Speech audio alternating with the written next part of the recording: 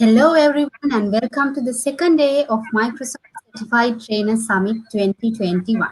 As you all know, this is the first ever MCT Summit in Sri Lanka and we are proud to commence the successful second day of the summit right now. Time here in Sri Lanka is 3 p.m. It's a very sunny afternoon. My name is Shavani De Silva and I'll be your host today as well. Before we start off, a few announcements to make. Since this is an streaming session, always use our comment section to ask your questions and also give you feedback about the sessions. All your comments are welcome. And as we mentioned yesterday, we have three special prizes for active participants from our audience. Yesterday, actually, Amar from Bangalore got the opportunity to win a prize. Let's see who's going to get lucky today to win today's prize. So keep interacting with us. So with that note, let's get started. Let me go to my yes. Let's get started. Today's first session will be done by Kushanta Gunawardena, who's joining from here, Sri Lanka. He's a Microsoft MCT, and he's going to talk about Office 365 security. So let me invite Kushanta Gunawardena on our virtual stage. Kushanta, over to you. Thanks, Shwani. Thanks, everyone. Ladies and gentlemen, I'm really happy and proud to be here today, and it's a privilege to present here as a Microsoft certified trainer with all the technical enthusiasts and interested people around the globe, and all the credits goes to the the organizers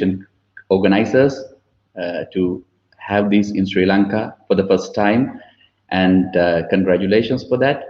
And the next thing is thanks for inviting me and having me on board to conduct and share my the presentation with everyone. So all right, without spending more time, let's go to the session. It's a 30-minute session as per the organizers. I'm not going to utilize more time of you. Microsoft 365 security is the area that we're going to discuss today. I'm Kushanta Gunawardena, as Shavani said, MCT in the various areas, especially my area of expertise is infrastructure and private cloud. And also I'm a security professional and EC Council certified instructor conducting security training. And I'm MCT for last 7 years and conducting a Microsoft 365 enterprise administrator expert. So that's about me. I'm now working for Australia these days in Sri Lanka. During this summit, it's happy to be with you today. All right. So I'm going to discuss today, take you through some of the important and interesting areas of security.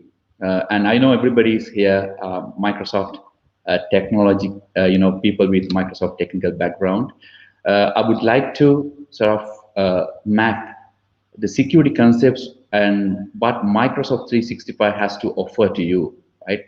And then you would find it's really interesting because Microsoft is trying to provide you all the services and features that would require to provide a fully fledged security solution within Microsoft 365. Everybody knows that Microsoft 365 is a software as a service where vendor, in this case Microsoft, hold majority of the responsibility in terms of security. Now when it comes to system, there are multiple layers that you need to look after when it comes to security, but in this case Microsoft is looked after all underneath layers, starting off with physical layer. And the physical layer protection is really, really essential in this regard. And then other layers up to virtual machine and then application and all that. What we want to do here is Microsoft 365 as a users and the engineers, we would need to get use of it. And then we need to protect our data. That is the main requirement when it comes to security. So if you understand the security first, before we try to map this to available technologies in Microsoft 365, if I ask this very common question, what is security? You might have many question answers for that. Some people would say it's protection, safety, whatever you call. It's no different with other security concerns, state security, personal security, different kind of security types, right? But here we are focusing on cybersecurity since everybody is connected through devices and online, right? So what is exactly security? To, to understand that, you can, I think everybody can see my screen. So that is known as CIA triad, right? So any security solution requirement can be explained with this. That's why I just use this one. Confidentiality, integrity, availability, also known as CIA triad. Any security solution has to address these areas: confidentiality, integrity, and availability. So any security mechanism would need to ensure that the confidentiality is there. So what is confidentiality exactly? So confidentiality refers only authorized people would have access to our data, resources, or the services. Confidentiality, right? So in order to provide the confidentiality, main concern or the main attribute would be identities. So without identities, you can't be providing required confidentiality. For example, I can say I'm Kushanta. How are you going to make sure I'm the real Kushanta that I'm claiming, right? So that is the idea of having identity system. And then identity is not sufficient because anybody can say I'm Kushanta. So just look at your comments box here or whatever the chat window. So anybody can say I'm pretending as someone else. So the system should ensure that the identity is real or authentic. That is also known as authentication. That is what provided by username and the password combination. But today we are work in a modern environment, modern technology, modern security would be required. If you look at previous, our usual infrastructures like on premises, we have sort of a control over it. We're responsible for everything, but we have all the rights to, protect us. And if anybody authenticating, they have to be within the premises. They have to within the area, have to be connected. So if you look at Active Directory domain services, we used to have over the time in Microsoft infrastructure. So whenever you want to authenticate, you must be on the environment. So let's say LAN, local area network, right?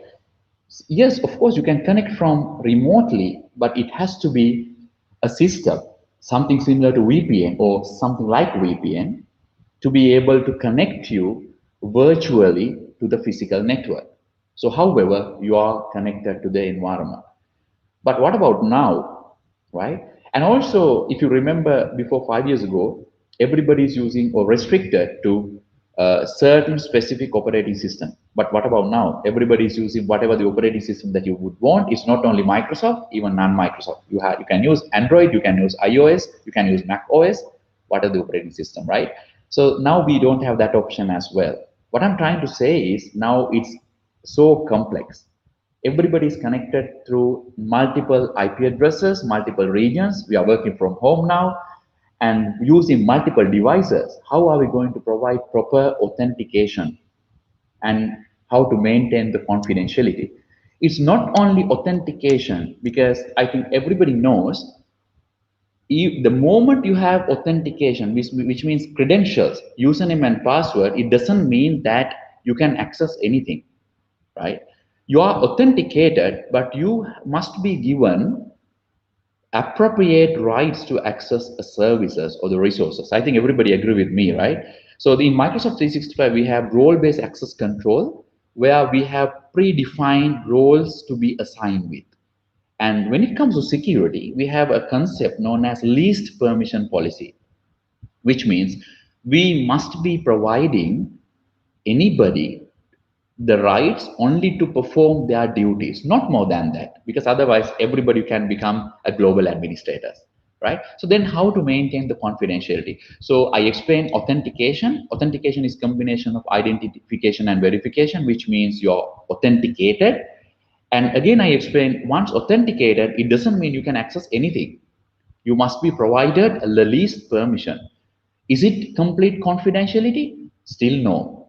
The reason is, let's say there is a person who has access to confidential data, he is authenticated, authorized, and access the data. And let's say he downloaded the data he is authorized to download to the device. Device can be, as I said, iOS, Android, or Windows, right? What if somebody stolen the device, steals the device? Now, third person who doesn't have authentication, authorization will still have access to the data, right? So then the solution must be protecting the device as well. So then we need to think about encryption. Still, are we providing confidentiality?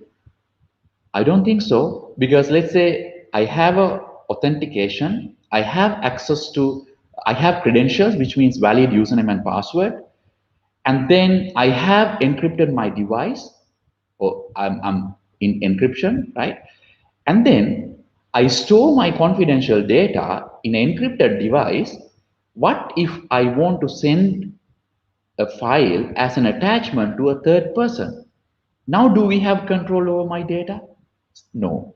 What if the third person forward my confidential data further? Do we have the control? Right? So then, these are the issues that we have right now. So let's look at integrity. Integrity is making sure the trustworthiness of data, meaning during the transit, during the storage, the data shouldn't be able to change by unauthorized people. And availability is the next one. Sometimes people argue what is availability has to do with security, because all the time whenever we talk about security, they're only concerned about the confidentiality.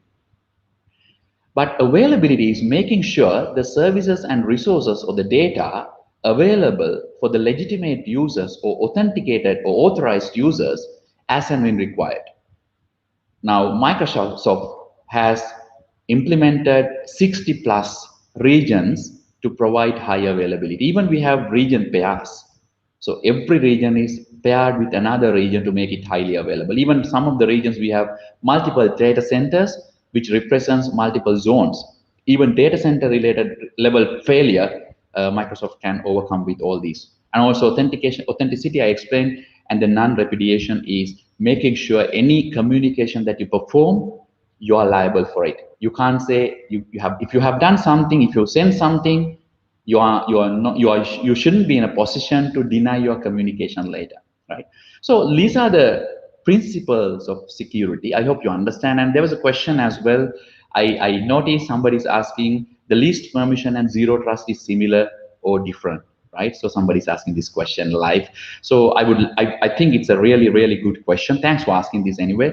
So actually, least permission was there all the time. That makes sure that the permission that you are giving is the least permission, not the most. For example, in order to reset a password, you can do it with enterprise administrator role, or you can do password administrator role.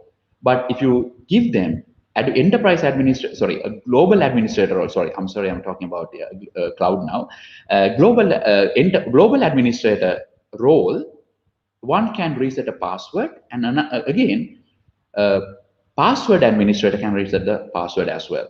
But if you provide global administrator, right, a role, it's not the least permission that we are talking about. In order to reset password administrator role would be enough, because if you have a global administrator role, you can do much more things, much more stuff, like removing users, even removing global administrators, even deleting the tenant up to that level. All right, but zero trust is something really different. So zero trust is not concentrating over the perimeter.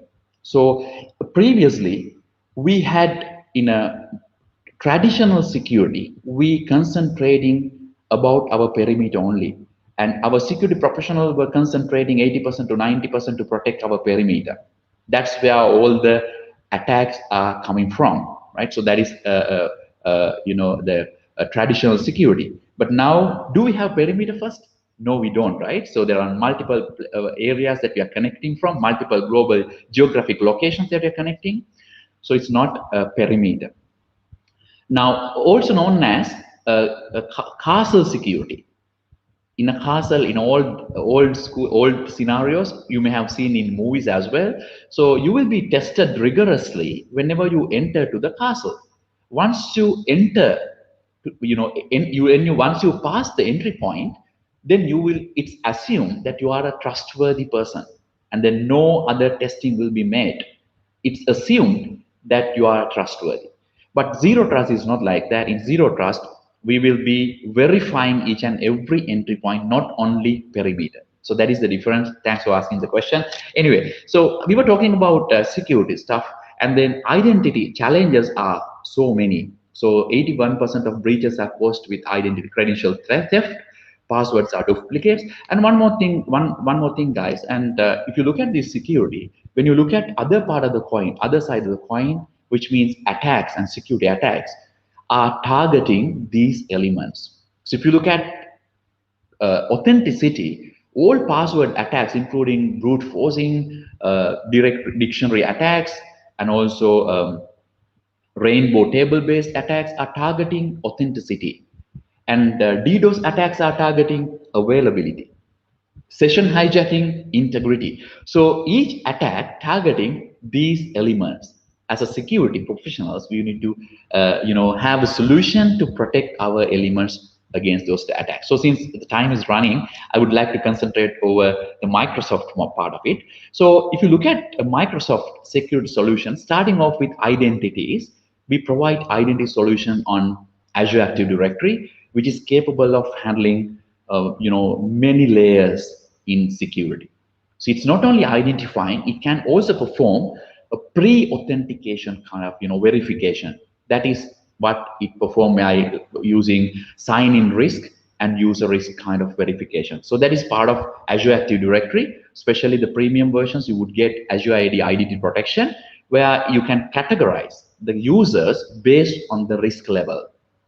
And then once categorized, we can configure to allow access or deny access, even password reset, or enforce multi-factor authentication, depending on the solution that we use. So that is the authentication. And also we can ensure the multi-factor authentication, make the identities much more stable and solid. That is the identification, right? And then when it comes to confidentiality, we have BitLocker enabled in Windows. I hope everybody's aware that Microsoft 365 is a combination of 3 products, not just only of Office 365. It's a combination of Office 365, Windows 10, and Enterprise Mobility and Security version. So then it's a combination of 3 products.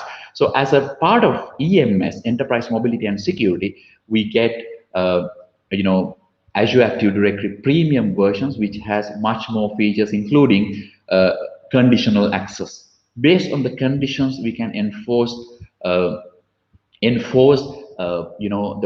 place-based or the location-based, the device-based, the health, status-based verification. So you can do that. So if I I think it's useful if I show you a few more things here. I'm going to using my Azure. So if you go to all services, if you look at identities, that is the important area to look at. So the one that I was talking about is Azure AD ID Protection. Azure AD ID Protection. So this is the one. So this using this Azure AD ID Protection, you can configure risky users and risky sign-in, risky policies. And then, with integrated to Azure AD Identity Protection, you can do Azure, conditional access. If you go to Microsoft 365 Admin Center, if you go to Azure Active Directory, and there you can select a security in Azure Active Directory. This is where you can configure conditional access that gives you a better understanding. Let me go into security. Yeah, so here you would see conditional access. So I would show you, just new policy. Just let's say demo. Sorry, I'm going to create new policy very quickly with the time here, because I just want to show you the real options. So here you can select the users that you want to protect from identity protection, and also you can configure the applications, all the specific application. Also remember, even you can do exclusion. So more specific configuration than we perform. And look at the conditions that we have. User risk. So what are user risk? Because users' credentials can be published in known, you know, medias.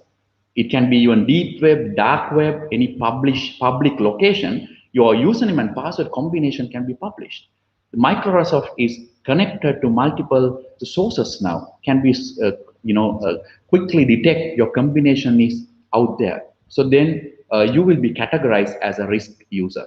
And also you have a sign-in risk where you are coming from unusual devices. You're trying to log in from unusual device, unusual location. Real-time travel is not possible. Unrealistic travel. So you are today trying to log from Colombo, and next 15 minutes you are trying to log from Singapore. So then you will become a risk user. Device platform. Which device platform you want to allow them to use? Is Android? Is it Android, iOS, Windows? Which version? You can, based on that, you can provide. And client apps, we know Microsoft Teams. Sometimes we have a requirement allowing them only the application, not only the web-based version. You can do that here. And then device state. Based on that, you can give access control, not only just allow or deny. We can block access, we can grant access, but enforcing multi-factor authentication. You can configure all of those or one of those. So additional layer of security. Right, so I hope you understand this one. I'm not going to spend much time of this demo. The reason is we have very limited time. I just want to give you, maximum out of it. All right, so that is one of the areas that we can look at when it comes to confidentiality. And as a part of Microsoft 365, as I said, you get EMS, Enterprise Mobility and Security. That's where you will get Endpoint Manager as a part of it, right? So I hope everybody knows what is Endpoint Manager. Let me just quickly look at Endpoint Manager. That is a mobile device management solution comes with Microsoft 365. So there are multiple other, out there, multiple solutions out there, but this we would get with Microsoft 365. So there it supports not only Windows, but also iOS, iPadOS, macOS, and Android as well. So you can enroll devices. That also can enroll in a controlled way. You can specify the number of devices that users can enroll. Also, you can specify the versioning. Let's say you wouldn't want them to use legacy operating systems, then you can restrict them. So let me just quickly show you that as well. Windows enrollment. So enrollment restrictions, you can enroll, you can specify a device limit restrictions. Let's say you don't want people to enroll more than 5 devices, for an example. Or you can specify device type restrictions. Let's say just a demo. If I go next, there are a number of platforms you would see out there. You can allow the range, the version. Let's say you don't want iOS version lower than 10. You don't want them to use it, so you can restrict them, right? And it's so powerful in a way where you can even, if you go to all devices, you have bulk operations where you can completely control the device, where even it supports number of operating systems, even iOS. If I select, you can even wipe the device. Set of devices can be wiped as a bulk operation. So it's so powerful in that way. I think you can understand. Yeah, right. So if I show this one, you don't have to worry about Windows. We have much more features in Windows as well, and also it supports multiple enrollment mechanisms. It's not just enrolling, using one way. And even if you go to device enrollment here. If you go to Windows, we have multiple enrollment options. Even it supports autopilot, where even you can remotely monitor, let's say, device enrollment, enroll devices. So if you go to Windows, you have autopilot program. That's one of the main features that Microsoft introduced with Microsoft 365 back in 2017. Right? So then using this feature, what you can do is, now earlier, let's say if you're not, purchase 1,000 devices for your environment or your organization, previously buying 1,000 devices and deploying them, it's a pain for IT guys. You could understand that. Even updating inventory is not that easy. But with autopilot, without even touching the device, we can deploy completely. So if you want to upgrade the version, and also if you notice Windows 10, which you get as a part of Microsoft 365 suite, it's totally amazing OS now. Also offers Windows as a service that provides it's look like it works as a mobile operating system now. It's quite similar to Android and iOS. Even you can do, you can reset the device if you wanna. If you go to updates here, if you go on a recovery, you can reset the PC, right? So it's something similar to you reset factory resetting your Android device or iOS. If you want to keep your file, that can be done. If you don't want to keep, you can do that as well. So it's powerful. And also, I would like to show you this part as well here.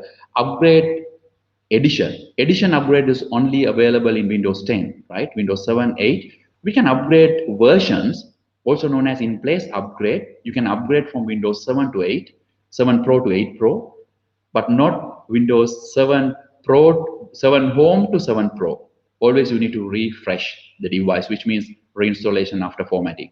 But in Windows, I have Windows 10 Home Edition here, if you noticed, but that can be straight away upgrade to edition Windows 10 Pro by just changing the key, right? So in that way, you can change it. So using autopilot, you can ask hardware vendor directly to, you know, uh, deliver the device to the end user. And also there's a psychological thing behind that as well. So always as IT people, we get to open the new devices, unboxing device.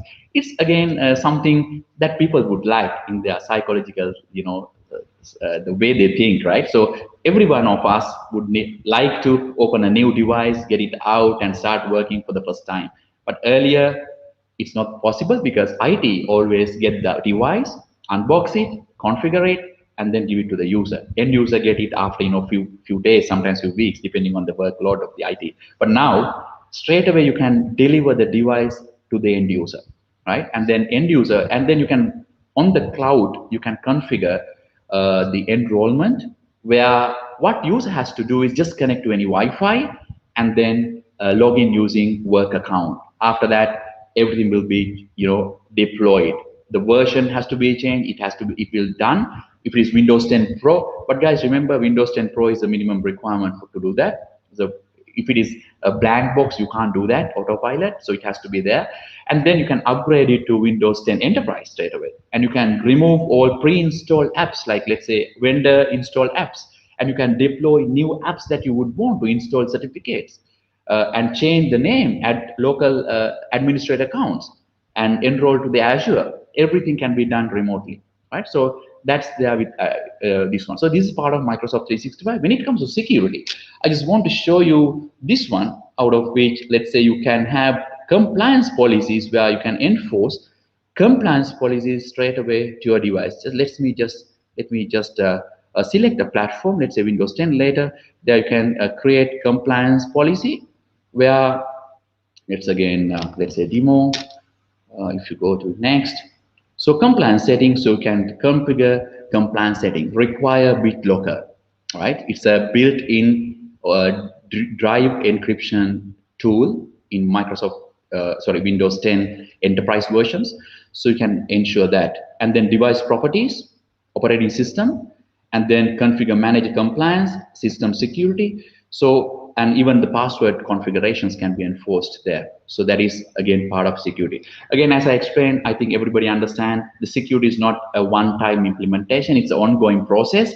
It has to be there. The precautionary actions has to be there, and then the maintainers, and then if there is something goes wrong, incident handling has to be there. So everything is protected, covered in Microsoft 365. I think it's a challenge talking about Microsoft 365 security in 30 minutes. And if you go in there, this is actually the compliance center, where there you have something called e-discovery.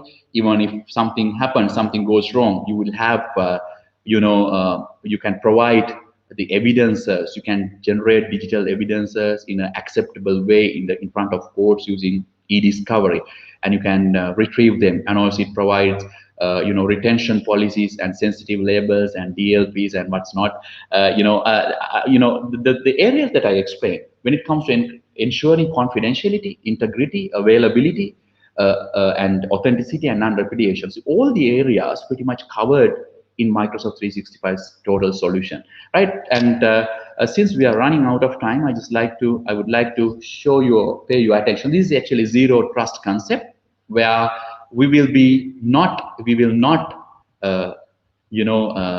assume anything, but we will be verifying each and every point. That is the beauty of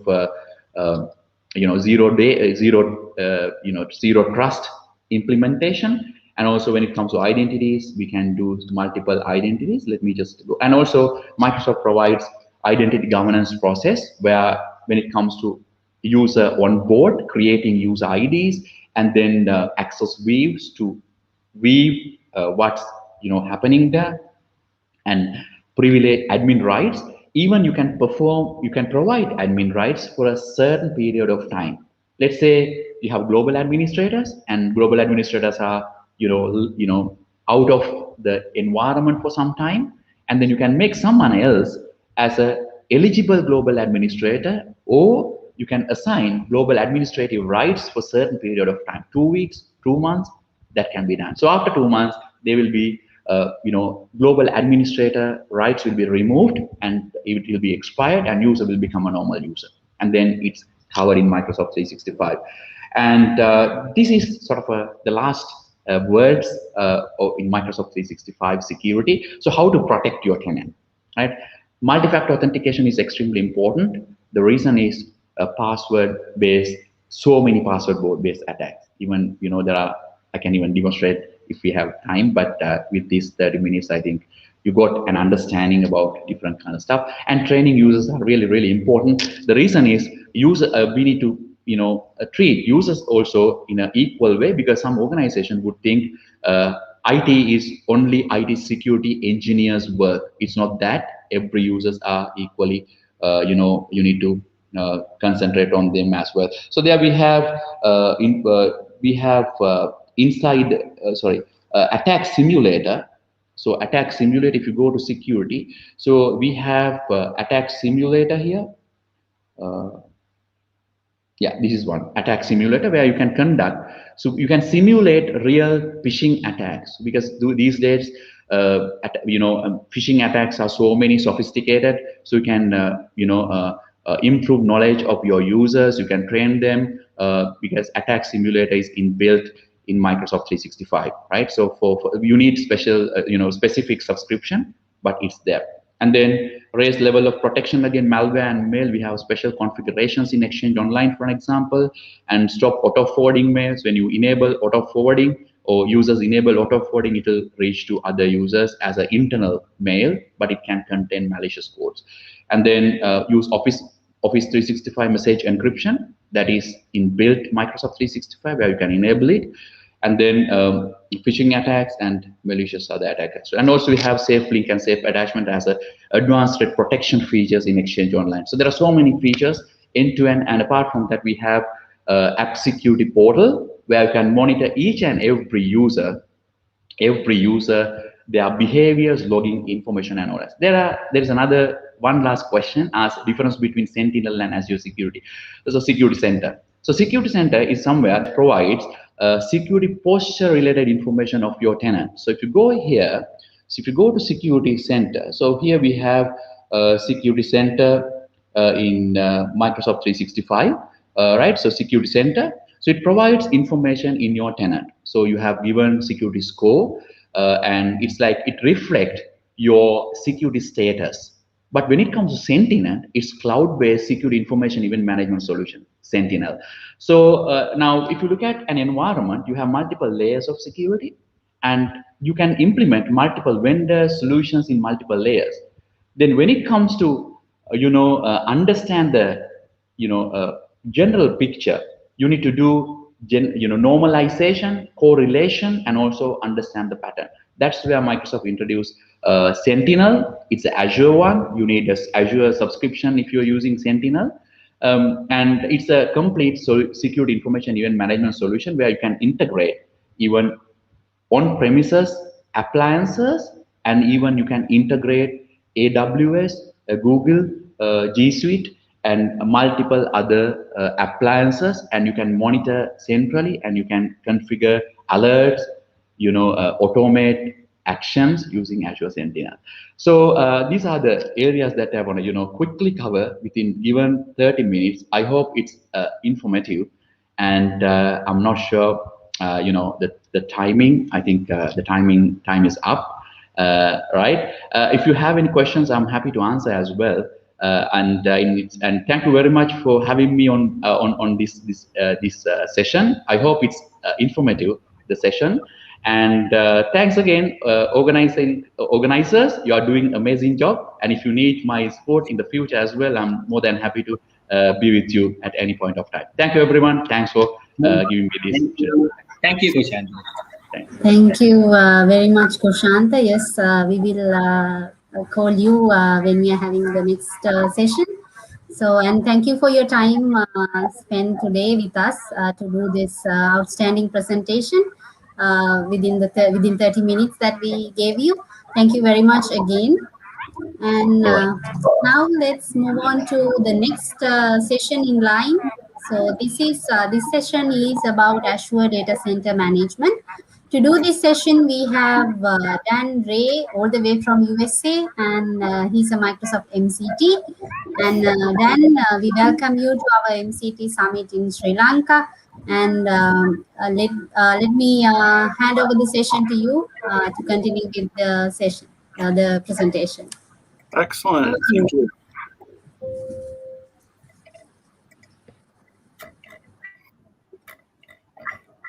Let's see if I can get my slides here. There we go. Yeah. Thanks for having me. Is the audio okay? Yes. Yes. Excellent. Yes. For today, I decided that we would do an Azure Data Center Management tour. And if you're familiar with Mark Rasinovich, Mark does a session at Microsoft Ignite. And so I'm going to be reacting to Mark Rasinovich's announcements in the most recent March 2021 Azure Data Center Architecture presentation, where he talks about Azure region announcements, the global infrastructure for Azure, and we'll talk about a little bit of the history of Azure. My background is I worked at Microsoft from 2005 to 2016 and saw the Chicago data center, which was launched in 2008, really come up from traditional data center beginnings to what we see in production today. I also returned to Microsoft briefly from 2019 to 2020, and I'm now back out on my own as a Microsoft certified trainer. I just came up on my 20-year anniversary. So the first thing that Mark discussed was the fact that Azure is now at 65 regions across the globe. And from a undersea cable perspective, as well as having multiple regions and announcements in Georgia, for instance, and across the world, Microsoft has grown Azure from humble beginnings to a global infrastructure. And that global infrastructure just gets stronger with announcements from this past year. Availability zones within Azure regions mean that you've got data within separate data centers. So the physical data centers are replicated to other data centers to make sure we have resiliency. And in separate regions, you have the capabilities of making sure you have redundancy of your data. What has been announced, and Mark announces in his latest hour-and-a-half session on Microsoft data centers, Azure data centers, is that every AZ, there'll be AZ availability zones in every country by the end of 2021. So all new regions will have availability zones, and this will become foundational to Azure from a standpoint of the Azure services, over 200 services that are available in Azure.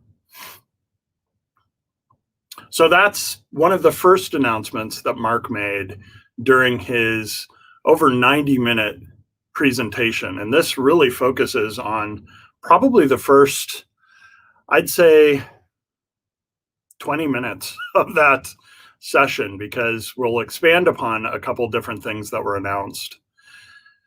Chicago was the birthplace of the data center in a container from Microsoft's perspective. It was an indoor facility, still is, and it was built out to mirror the setup of literally thousands of servers. And each of these containers that was brought in by a semi-truck contained between 800 and 1,200 servers within it. So they were jam-packed into these containers. And the containers were just hooked up to three things. They were hooked up to power, they were hooked up to cooling, and then they were hooked up to a network connection. And once those three things were connected to the end, and it was like a parking lot design.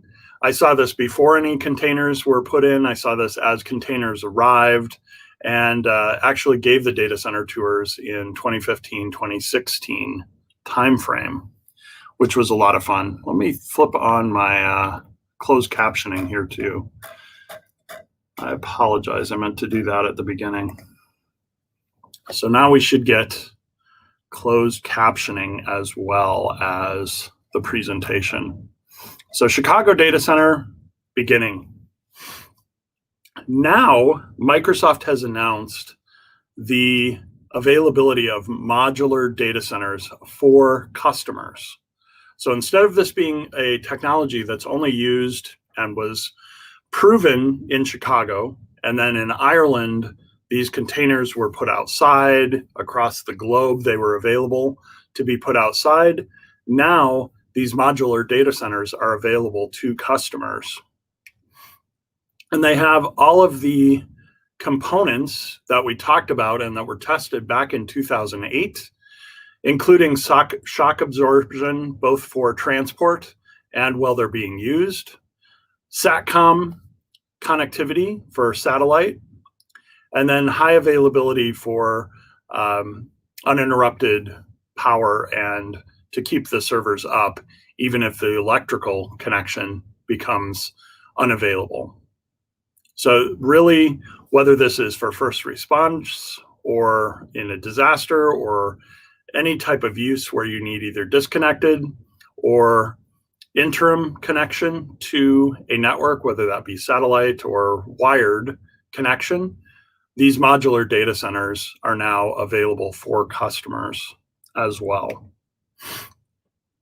Beyond that, Microsoft also did 2 phases of a underwater data center. So if you think of those modules where we figured out how to put servers into a container, a logical progression of that is to put those containers in airtight modules and then test the cooling underwater. And that's what Project Natick did, was tested essentially the same types of compute that we were able to put into containers and move by semi into a submersible container and test that in off the shores of Scotland. If we look at the servers and inside those servers, Microsoft has looked at both what is needed from the smaller server configurations to the most humongous configurations. And Mark talks about different announcements and capabilities here, including the Godzilla SKU that was announced in 2014. This was a massive server from the time of 2014.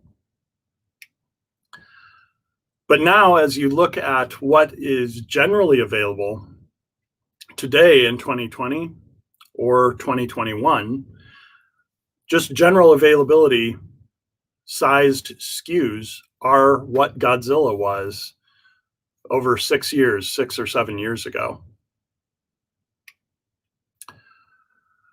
Microsoft in 2017 announced the Beast, so increasing the amount of RAM and for in-memory process workloads like SAP HANA. This was announced to satisfy many of the largest deployments of those in-memory databases. And Mark talks about this, but talks about how it wasn't enough. You can see that Beast V2 was released in 2019, and we're at over 200 cores and over 10 terabytes of RAM. This has 12 terabytes of random access memory in that SKU. But we weren't finished there. Now, Mark announces the Mega Godzilla Beast with over twice as many cores, 448 cores, and 24 terabytes of RAM for in-memory database applications like SAP HANA. This is a requirement for some of those workloads that customers are bringing to Azure and the public cloud. Inside those servers, you just find basically memory slots, and they're all filled up. When you get into the amount of RAM that is in these servers, you have a lot of memory slots and you fill them all. So memory optimized servers versus storage optimization, or just having a lot of redundant compute. Microsoft is doing a lot with both growing the largest servers that are available in these physical locations, as well as the smallest servers that are available in quantum computing.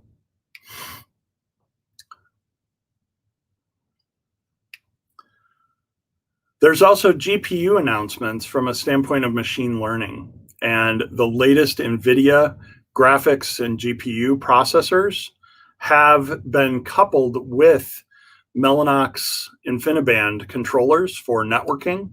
And Mark does over 12 demos in 90 minutes of different aspects of Azure, everything from playing Tetris and Breakout on the Mega Godzilla Beast server. So he remotes into one of those and plays a couple games within the task manager, to looking at a demo of running machine learning algorithms off of the AMD, NVIDIA SKUs that are available in some of the systems from Azure now. Next, we move into another thing that was pioneered in Chicago and some of the early data centers, and that's how do you cool the servers themselves. In many situations, air cooling was leveraged for thinking about trapping the hot air and either releasing that or cooling that air back down and recycling it. But Microsoft has found that this isn't enough, especially when you move into the realm of quantum computing and the needs for additional cooling. So Mark mentioned that his systems at home have the cold plate technology and leverage cooling within the servers, but there's a lot of what was done in Chicago, and that's running large pipes of cold water around server infrastructure and facilities to cool things down, and abiotic cooling, where you pass that air through a membrane cooled by water and change the temperature of the air that you're circulating in servers. So this would be the next phase of that. Single phase immersion, where you actually have a liquid that you're putting the components into to keep them cool, is another technology. And what Microsoft has started doing is two-phase immersion. And here's a quick video showing you what that looks like. With dual phase immersion or two-phase immersion, you're looking at server components that are actually put into a liquid. And that liquid in the processors can get up to the boiling point, but the water brings the temperature of those components back down and then captures and keeps everything in a solution where you have the ability to use the evaporated water and recapture that, cool it down, and leverage a closed loop system as opposed to continuously adding cooled water to the solution. The other thing that Microsoft has done is looked at different ways that servers can be optimized for the workloads. So if I look at one of these servers that is used within a typical Azure data center, these are about the thickness of a traditional or older laptop. So they don't have that high a height, but they're long. And then they're typically half sized, so you can put two servers right next to each other in the same space that you would have a traditional server. Then up front, you put in components that don't necessarily generate the most heat. So your cooler components go up front, and you put things in the back that generate a lot of heat, like your CPUs. And so things like memory and SSDs can be put up front. And then in the traditional, you're thinking about the airflow over the servers. So you send in cooler air, and on the back end,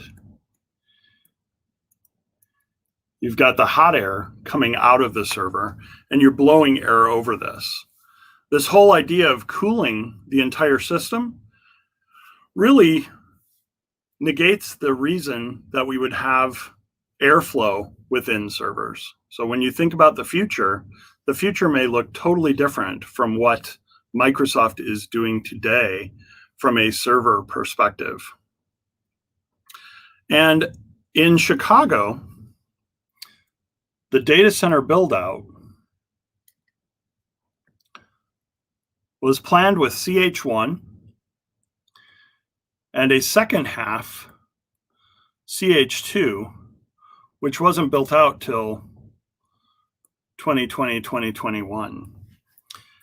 And the reason for that was the technology has changed significantly enough that it makes sense to think about the investments that Microsoft will make in that second portion, mirrored half of a data center in the Chicagoland area. The location of this facility is near train tracks. They don't run right down the middle, but you get the point. There are train tracks and rail that run near. And there's also both east and west. So if we think about east, north, west, and south, access to interstates.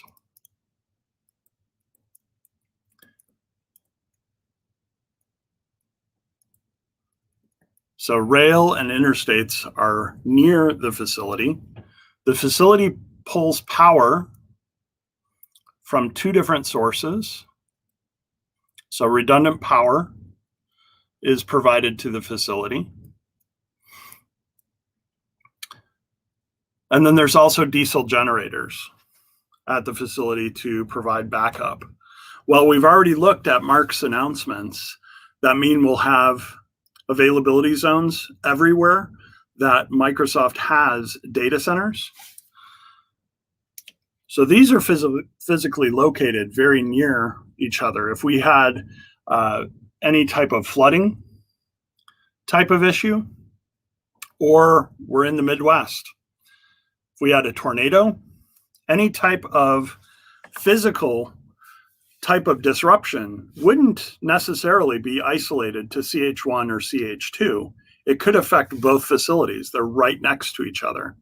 The idea of availability zones in the future of Azure networking means that redundant power and some of the investments that were made years ago may not be needed in the future, because if I have redundancy outside of these two locations, then I don't need to, just like server components. We're not keeping server components up and running the way we used to with dual power supplies or multiple redundant drives within a single server. We're doing that at a much larger level now. We'll see things like this change over time, where we're not having to have those investments of diesel generators to keep one or two buildings next to each other up and running. We'll just make sure there's redundancy in the overall architecture, not necessarily individual locations for the data centers. So as you look at the future of Microsoft's data centers, we're looking at investments underwater. We're looking at investments in cooling with air, as well as thermal investments and liquid cooling. The other thing that was announced was even looking at for quantum computing, the idea of using super cooled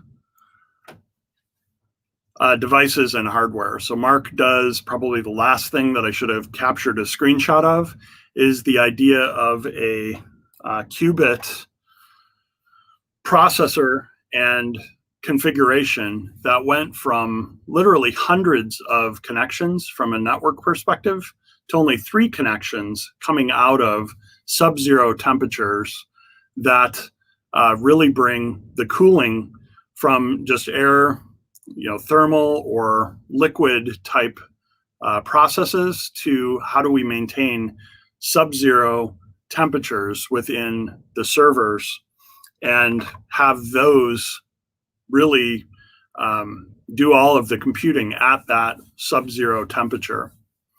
So that was one of the other announcements.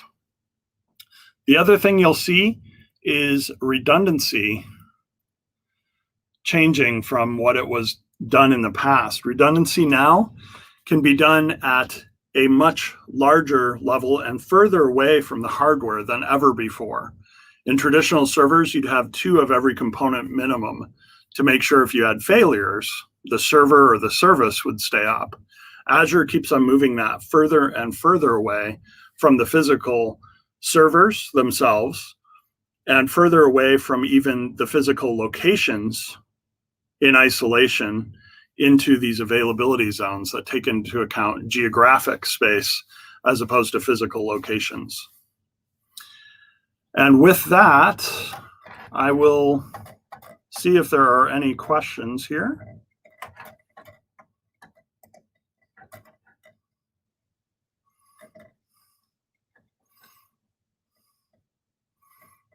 I know there's a couple presenters coming up that I am familiar with.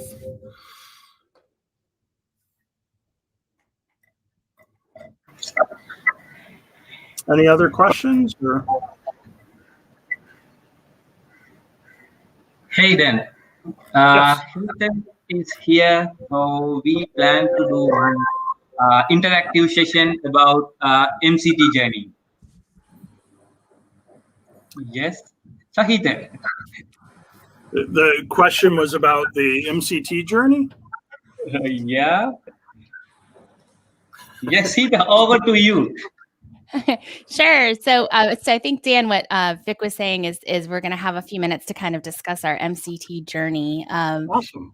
So yeah, I'll share a little bit about my journey and then, open it up to everyone else here if they'd like to share as well. So I've been an MCT for almost 10 years now. I've been teaching Microsoft technologies for more than that and have been certified for many more years. I won't tell you how many years, but it's been a fun journey. I actually started everything accidentally. I was going to school to be a marine biologist while I was in college, and didn't want to work in the retail space. I was selling shoes when I first got out of high school, and then selling men's clothing. And the hours just were not for me. It was too many weekends and holidays, and I was looking for another job. So I started as an admin assistant for the IT director in a local government agency that we had here. And from there, I started helping people, and I liked helping people. I became the accidental help desk of one. And that's when I decided to kind of take it beyond that. They said, hey, we need somebody that can help us with desktop support. We need somebody that can help us with technical training. And when I started to get into that role of technical training, I discovered Microsoft certifications and started acquiring the Microsoft Office Specialist certification. So I always encourage anyone that is trying to get Microsoft certified, find what you know and start there. Even if it's something that seems very foundational or the fundamentals, it's a good point for you to get familiar with those exams and get that first certification to feel confident, get familiar with the certification experience, how to test and whatnot. So I started getting those. And then I kind of branched out and was able to kind of move into another similar career with a different company. And eventually that led me to having my own company. But I wouldn't be where I am if it weren't for events like this. I actually became a Microsoft certified trainer at the North America MCT Summit that was held in San Francisco at the Microsoft office there in San Francisco, California. I went through a 2-day boot camp, so to say, to get my instructional skills and to know what it is to be an MCT and know about the resources that are available. But it was really the people. Everyone that you meet at these events that made that difference to me. I formed friendships right away with other students that were in that class with me. I met so many people at that event that are still my friends today, so that when I did need to shift gears, I was laid off from one of my jobs. I was able to start my own company and kind of reach out to all of those folks that I'd met through all of these events and say, hey, I'm available if there's work that you have for me. So that is my 2-minute journey of my 10 years as a Microsoft certified trainer. I'll kind of pass the torch to someone else and happy to answer any questions I can. Yeah. Dan, about your journey.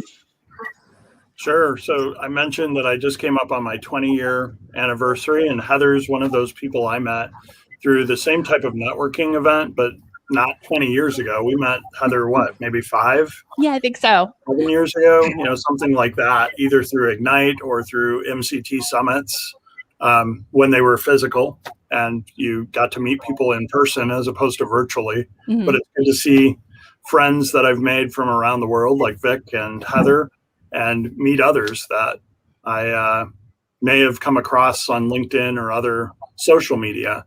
But 20 years ago, similar to Heather, I started taking Microsoft exams in that was 2 years before I got my MCT. So 1998, I got certified. And I took 6 exams in a month because I had been working with Microsoft technologies long enough that I knew all of the things on the exams. And like Heather said, I started with the workstation exam, aced that, went through all the other exams, finalized with Network Essentials because really the server infrastructure wasn't my strong suit, the physical server infrastructure at the time. But I took all of those exams, got my MCSE, and then was looking how to get certified. Similar to Heather, I reached out to a learning partner and worked for them full time for 5 years. And they supported me on my MCT journey to get me the instructional skills, the classroom experience. And then in 2005, I ventured out on my own for the first time as an MCT, as an instructor. And similar to Heather, balanced different opportunities Went to Microsoft in 2005 to 2016. Microsoft kept my certification current. And in 2016, I've taken one of 2 times out from full-time employment at Microsoft. And the MCT has been there for me for opportunities as a self-employed trainer and consultant. That's my journey. Yeah. I think can you remember that 5 years before, I plan to become an MCT. So I contact you, and then you guided me to become an MCT. And also you are inviting me for a small session in MCT Summit, North American MCT Summit. Yes, unfortunately, some issues in here, so I didn't be there. So actually, after getting my MCT, I think I teach more than at least 500 students in Sri Lanka, and almost around 200 plus students they are certified. So I'm really happy, yeah, because you are always guiding me, and even if I have any doubt, I'm always sending you the questions, and you are encouraging me.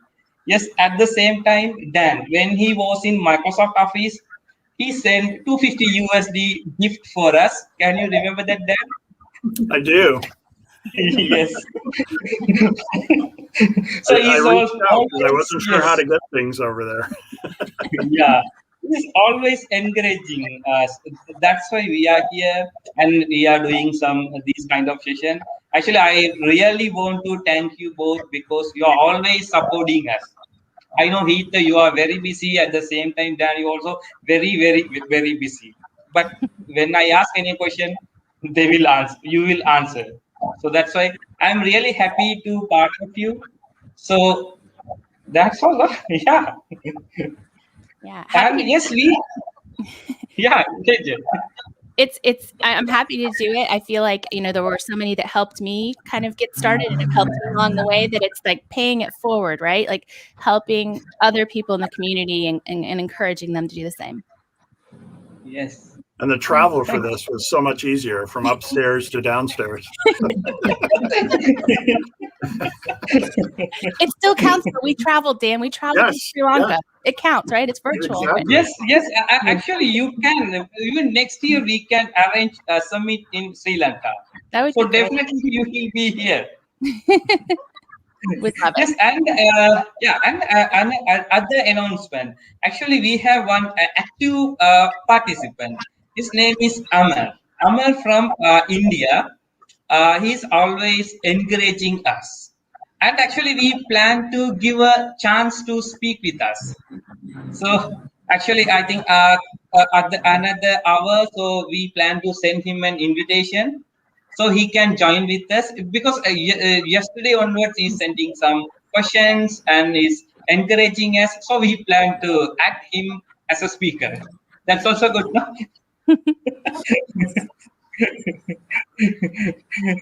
Okay, so I think we can start the session.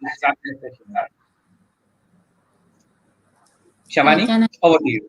Yeah.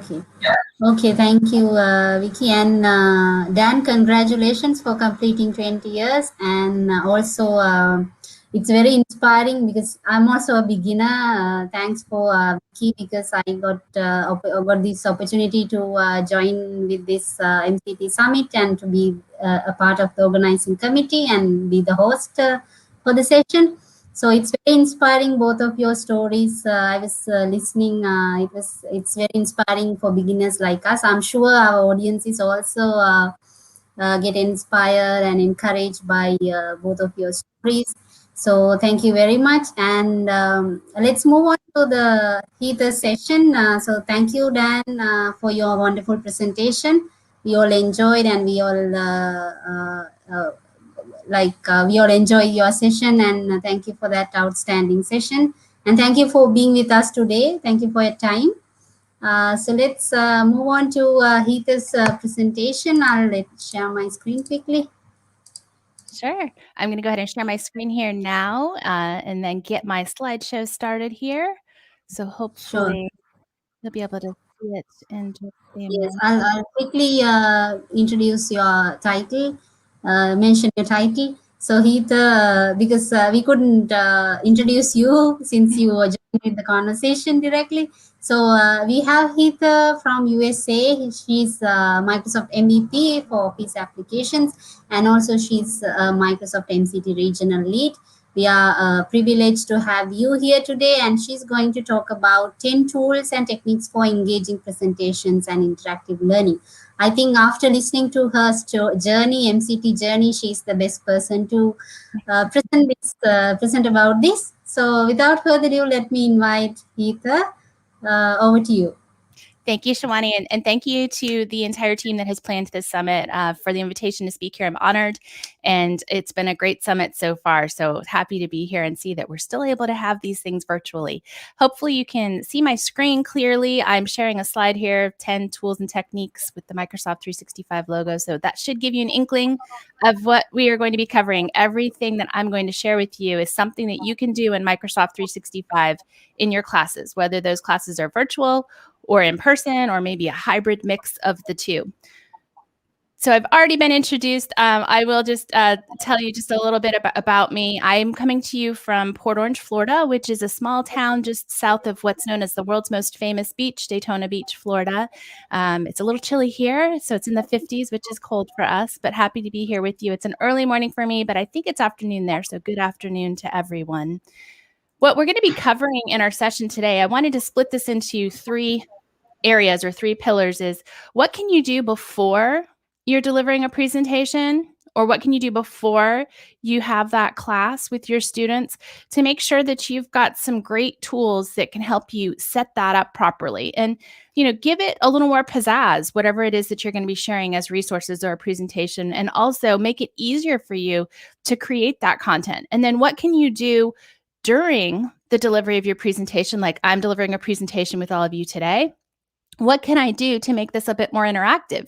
Sometimes you may not know going into it exactly what tools or what technologies are going to be available to you, especially if you're going to maybe a new training center that you're going to be working for, right? But there's always some things that you might have capabilities of in the Microsoft applications that you would be working with to deliver that content. So we're going to get into some of those tools. And then what can be helpful to you maybe after you're done with your training? A lot of what we're going to focus on here is things that you can do virtually, like we can do in this space today, but some of them also do apply to that in-person or that hybrid in-person and virtual that I was mentioning to you.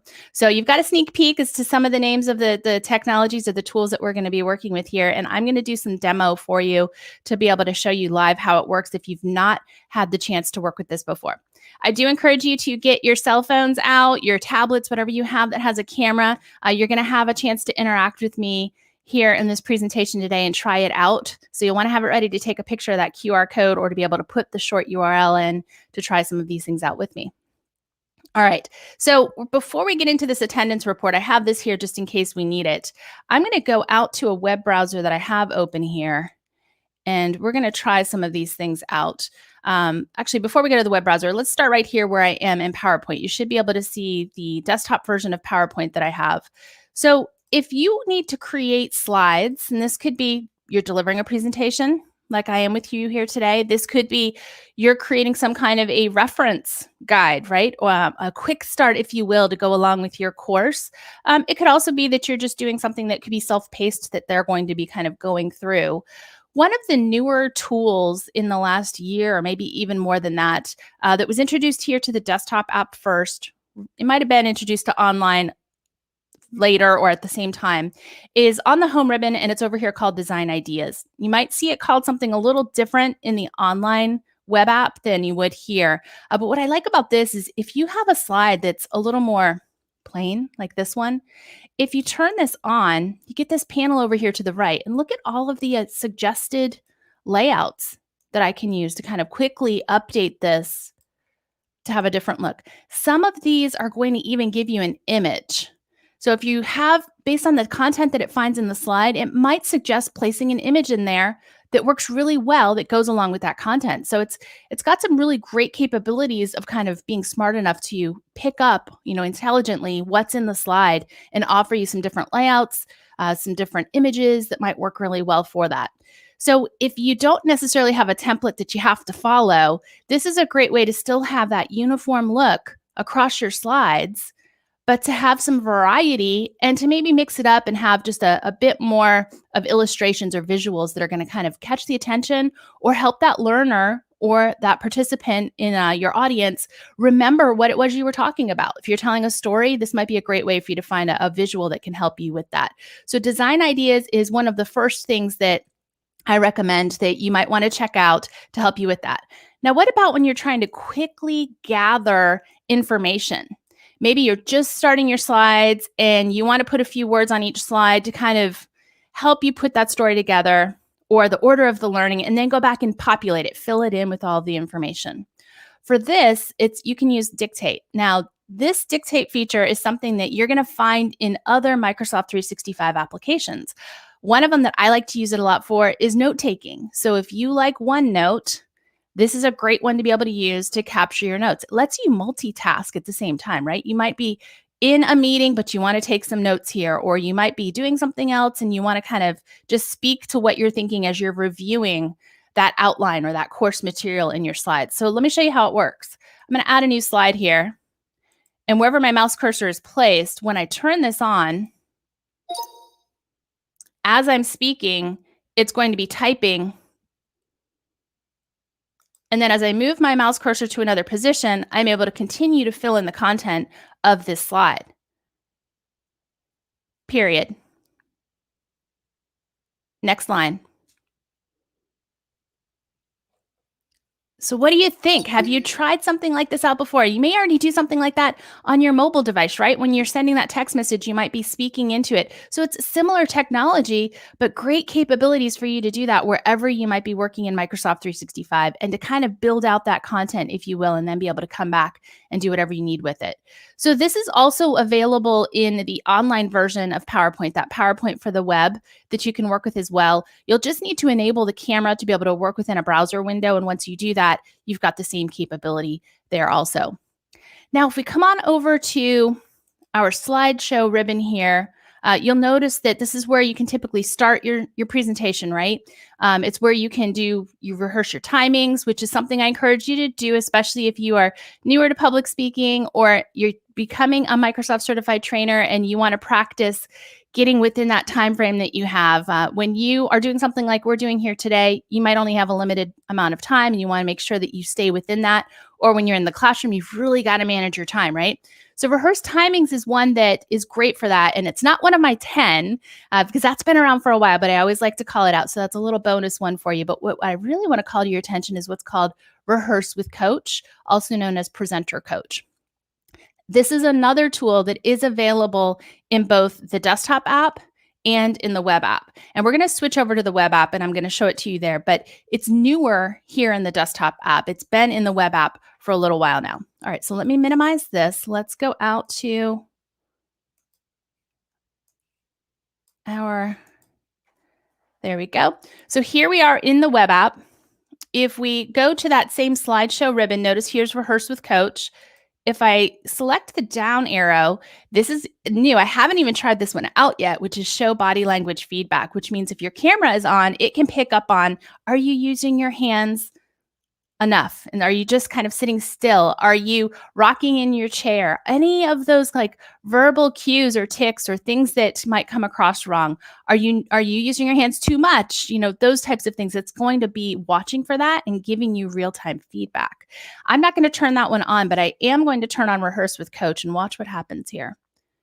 So now we are in full screen view as if I were presenting these slides. And when I start rehearsing, it's telling me to start talking and it's going to show feedback. So it's already using my microphone. Again, you do have to enable your microphone for this tool to work. So if you're working with the web app, it is going to ask if it's okay for the browser to use your microphone. As I'm talking and I am reading from the slides, if I say 10 tools and techniques for engaging presentations and interactive learning online, it might pop up and say, you're reading too much from the slide that is here. So it's trying to say, give some variety, tell more about what you have in a bullet list. Here's some of my feedback. It's letting me know that I'm doing pretty well so far and to continue on. So as I arrow through and go through the next slide, I might discuss this a little bit. Now I'm going to do a few things that are what I wouldn't necessarily do as I'm presenting. And if I were to say something like, hi guys, thanks for joining me guys. If it picks up and notices that you are using a word that is not inclusive of everyone, it's going to give you that feedback and say, you're using the word guys, here's some suggestions. So if I were saying welcome salespeople, fine. But if I were to say welcome salesmen, it might correct me on that one as well. There we go. There's a great example of that for you. It also looks for those verbal filler words that you might have. So if I were to say, well, so eventually it's going to pop up and it's going to let me know that I'm using too many of those filler words. It's looking at my speech pattern too to say, hey, you're speaking really fast here, or you might want to slow down a little bit. So it's got a lot of great capabilities that it's looking for. Now I'm going to escape out of this slide to take us back out here and look what it gives us. It gives us this great dashboard that shows me how I did over time. I do recommend that you at least do this for a minute because it does need a little bit of time to kind of learn about your speech patterns and your habits. And over time, it will learn and it will give you more accurate results in real time and in this dashboard that we have here. So here I can tell the total time I've spent speaking, how many slides I rehearsed. If I had any filler words, it didn't pick up on the ones that I was trying to get it to pick up on, but it usually does a pretty good job. My filler word tends to be so. It also tells me what my sensitive phrases were. So replace salesman with salesperson. And my pace was 144 words per minute, which it'll tell you if you're doing good, if you're too slow, too fast, right? Over time, I can see if I was consistent. I often tend to speak really fast at the beginning and then find that right smooth pace. So you might notice some of those things as well. And I encourage you to do this and then rehearse again. See how you can improve with this. My pitch, that vocal variety, making sure I'm not so monotone with that. Originality, that I'm not just reading exactly what's on the slide, right? So a lot of great information you have here. And then if you find that there's something you want to improve upon, this Learn More will take you out to a website that does give you a lot of great suggestions on things that you might try out for the next delivery of that. So this is actually a tool that we use in the instructional skills class that we help prospective Microsoft certified trainers get better at presenting and speaking. We have them do this before they even come to class. So we consider this to be pre-work. Go do this. It's one of the things we have them do. Send it to the instructors so that we get to know a little bit about what do they do well, where do they need to improve, and then that helps us to kind of custom tailor their experience in class for that. So something that you might also want to do as you deliver or just to kind of refresh your skills. I know I can get into a bad habit, improve it, pick it back up again, or once I fix something, then I replace it with something else that I'm doing that is a habit. So great little tool that I hope will help all of you. I'd love to hear what you think of this tool. If it's not something you've seen before, or if you have used it, how are you using it? Share with everyone else here on what you're doing with that. Okay, so we've covered Designer, we covered Dictate, we covered Rehearse with Coach. I mentioned to you to get your cameras ready that you're going to try something out with me, and now is the time. So get your cameras out if you want to interact with me in this presentation. What we're going to be looking at is what's called Presenter Live. This is something that is available in the web app. I don't believe it's available in the desktop app, but we can go take a look and see if it is. So again, it's on the slideshow ribbon here, and it's called Present Live. You'll notice there's a drop-down arrow here so that you can choose who do you want to be able to participate in this presentation with you. So if you only want folks in your company, you can select only people in your organization. In this case, we're going to say anyone. You can also go in and change your audio settings if you need to. So I'm going to set it to anyone. I'm going to turn it on. And here is, just in a moment, the QR code you can take a picture of. In the upper right corner, you'll notice that 0 have joined, but we'll give it just a minute. You can also type in the URL that you see here at the top. If you'd like to join me in this, great. We have one person that has joined. Thank you. 2, great. Now, if you're watching this later on, this will not be active for you. You'd have to be here with me right at the moment that we are delivering this in order for you to be able to do this, because it will close this out once we're done with this session. All right, we'll give you just a few more seconds to grab that and join with us if you'd like. All right, now I'm going to go ahead and show the slides. So I'm delivering this presentation just like I would if I were to select to do that slideshow, right? But now you'll notice at the very top, if anybody still wants to join, they can type in that short URL, that ppt.ms/ and then all the characters that are after that, and then be able to join in with us. Below the slide, you'll notice that we have subtitles, but the subtitles might not make any sense to you unless you speak the language I have it set to. And we're going to come back and show you what is great about the subtitle capability in PowerPoint instead of maybe what you might have in some of your other technologies. I'm speaking to you in United States English, and it's translating the subtitle to another language. So if I know I'm delivering to you somewhere else overseas, this is a great way for you to kind of localize into the language that most of your participants are going to be interacting and viewing that presentation with you. Now, if you're following along from your device, if you're one of those few people that joined me in this, you should be able to see the same slide on your device. And as I move forward to another slide, you should have some arrows there to be able to go back and review the slides that I've already covered. So if there was something like, what was that she was just talking about? Great way to be able to go back and review that content. But you can't go forward beyond the slides that I'm sharing, which means you're not going to be able to steal the thunder of what I'm going to be surprising you with next, right? So it's a great capability, I think, for that reason. Here's what else I like about it. If you like what I'm saying, if you like what we're discussing, you like a new technology that I'm mentioning, you have some reactions there too. So if you look for the little smiley face, go ahead and give me a reaction. There we go. We've got some hearts coming in. We've got some clapping. Perfect. Yes. This is great too, because as the speaker, it's encouraging me to know they're listening. They're here. They're interacting with what I'm saying, or they like what they see. So it's a great way to kind of gauge the audience to know if they're understanding what you're saying and they like what you're saying, right? All right. As well, when we're done, I can get a feedback report on how I did. So if you look, there should be a place for you to give feedback right now where you can rate the presentation and you can tell me specific things about the delivery and the content and those kinds of things. So it will email a summary of that afterwards to me based on all the feedback that you've provided. So think of how you could use this. This is something that you can use for virtual deliveries. If you want to make it a better experience or a more inclusive experience for everyone, they can watch it from their preferred device and they feel like they're part of it instead of it being that one-way communication. It's also great when you're delivering something to a large audience, like if we're at a summit or a conference, a great way for you to do that. And even when you're in person, you might be in person at a conference and there could be hundreds of people in the audience. This gives a way for them to interact more instead of having to wait till after you're done speaking to come up and have that conversation or let you know what they thought of some of the things that you were sharing with them. So what do you think? Do you like this presenter live? Will you try it out? I'm hoping so. Yes, we love it. Awesome. Hoping it was something new for some of you that you've not seen that capability yet. It's really cool. Isn't it cool? Yeah. Yes. All right. So notice when I stopped this session, we have this bar up here that says live presentation is paused, which means I still have it open. Everyone can still review the slides. Maybe we're taking a break and we're coming back so we can continue it on by resuming the session. If I don't, it's going to expire in 30 minutes, but I'm going to go ahead and end it for now. And that means that all of you that were joining me in that no longer have access to it. So that is the formal way to end it. When you were seeing the subtitles in a different language, that was this always use subtitles. And notice there's an arrow next to it. You actually get to choose what your spoken language is and then what you want your subtitle language to be.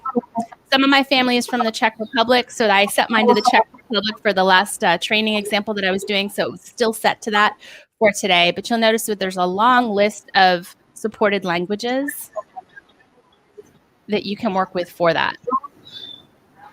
All right. Now, as well, you can choose where you want the subtitles to be displayed. So the default is to be at the bottom below the slide, but you can also have it above. You can have it overlaid on the slide if you want. And then those audio settings that I was mentioning to you to be able to choose your microphone that you prefer that it uses for what it's listening for to kind of transcribe that as the subtitles that you have. Okay, so if we go back over here to where we're at, that is pretty much everything that I recommend that you can do before you deliver your presentation. The next things that we're going to check out are things that you can use in Microsoft Teams that you might be able to use in a team channel if you are working. I'm hearing some feedback. If you wouldn't mind muting your microphones for me, thank you. that you can use in a Microsoft Teams channel if you have your training classes happening there. And then you can also use this in a Microsoft Teams meeting. So I have a meeting open already, and I'm going to show you some of the things that we can do here. So here I have a meeting. I have just a couple of students in here as examples for you to be able to work with. The reactions that I was asking you all to give me in that PowerPoint Live is something that you can also do here in your Teams meetings. So if you've not noticed, we've had raise hand for a little while in our Microsoft Teams meetings, but now you've got all these other reactions. In the past, we would go to chat and we would ask everybody if they liked something or if they agreed with something, to use some of the emojis that we have down here in chat and to be able to send those through. Let me get that back up again, right? So that would be a way that we would do it. But if you didn't have the chat panel open, you wouldn't necessarily see that. And it would usually have to be you're reacting to something that was said in chat, right? Not reacting to what's being said in the conversation here right now.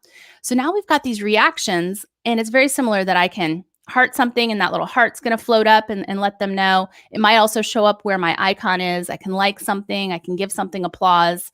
So great capability. And what I encourage this for is when you are starting your session, ask everyone a question. Have something up on the screen that says, if you agree with that, give me the thumbs up. If that's like your favorite thing, give me the heart. If you're not sure, raise your hand. These are the ways you can use your reactions in any kind of a class or a presentation. And then along the way, throughout that presentation, throughout that training class that you have going on, you can also use this to kind of get a feel for how do they feel about this? Should we spend a little more time on this? Do they like it? And we can pick up the pace on what we're doing. I also like to use these if you're going to be doing a long class and you're coming back from break as a way to know who's back from break. So I'll ask everyone, if you're here, go ahead and give me a thumbs up. Or if you're here, go ahead and raise your hand. The hand will stay up. And then once I see that I've got most everyone there, I'll have them lower their hands. And I know that we're back from break and we can get started. Nothing worse, right, than somebody comes back a couple minutes later than you thought they were going to, or they missed on something crucial and you have to repeat what that is. So great way for you to gauge who is back from a break or who's following along and who might have questions on something. So reactions is really key. My most favorite thing right now is breakout rooms. And you may have heard of breakout rooms. I know a lot of folks have not seen breakout rooms yet, so I'm going to show you how this works for you. Before, when I would deliver online trainings, I would have to set up a team and have everyone in that team. And then we would have channels. And that's where they could go and have a meet now, that ad hoc instant meeting. And we would have our smaller groups go and do that for the activities and the exercises.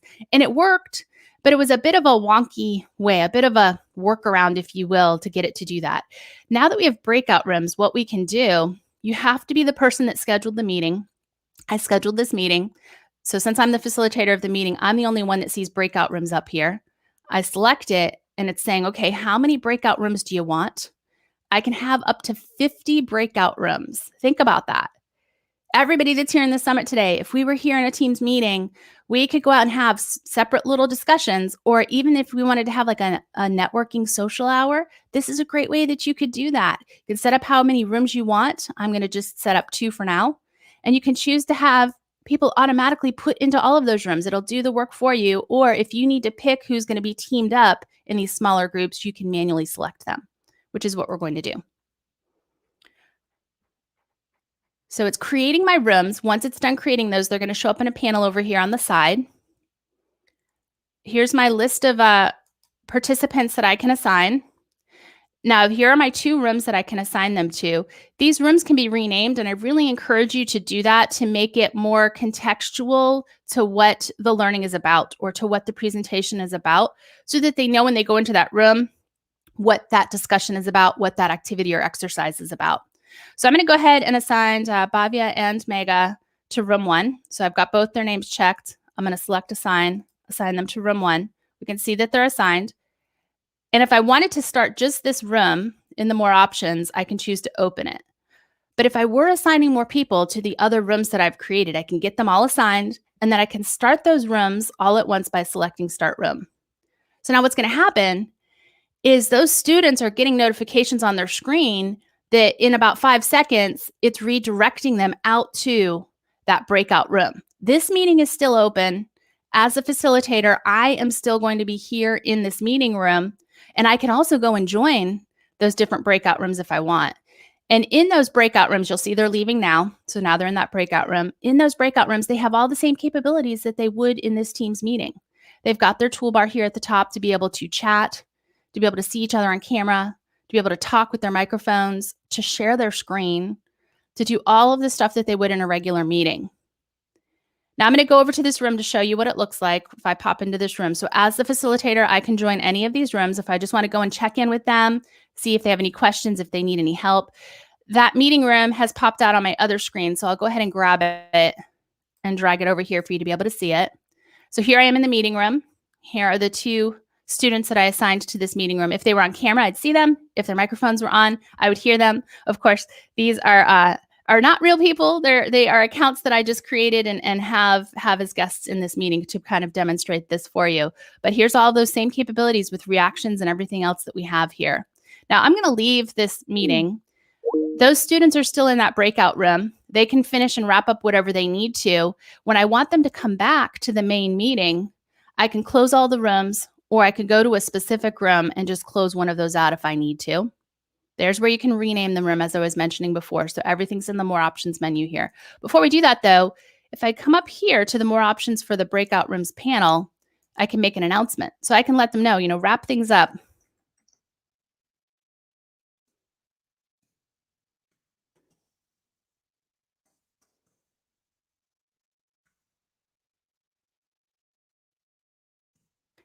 When I send that, it's going to go through as a chat message. So it will display as a chat message to those participants in each of those breakout rooms. So that's a great way for you to make a broadcast announcement across all of the rooms that you may have open. So I'm going to close these rooms, and that's going to bring everyone back right here to this meeting room.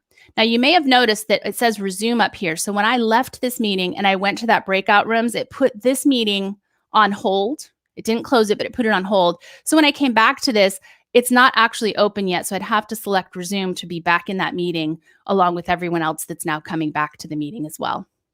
So what do you think? Do you like breakout rooms? Have you used it before? Feel free to share in the chat area as well how you would use it maybe in your training or for your type of work.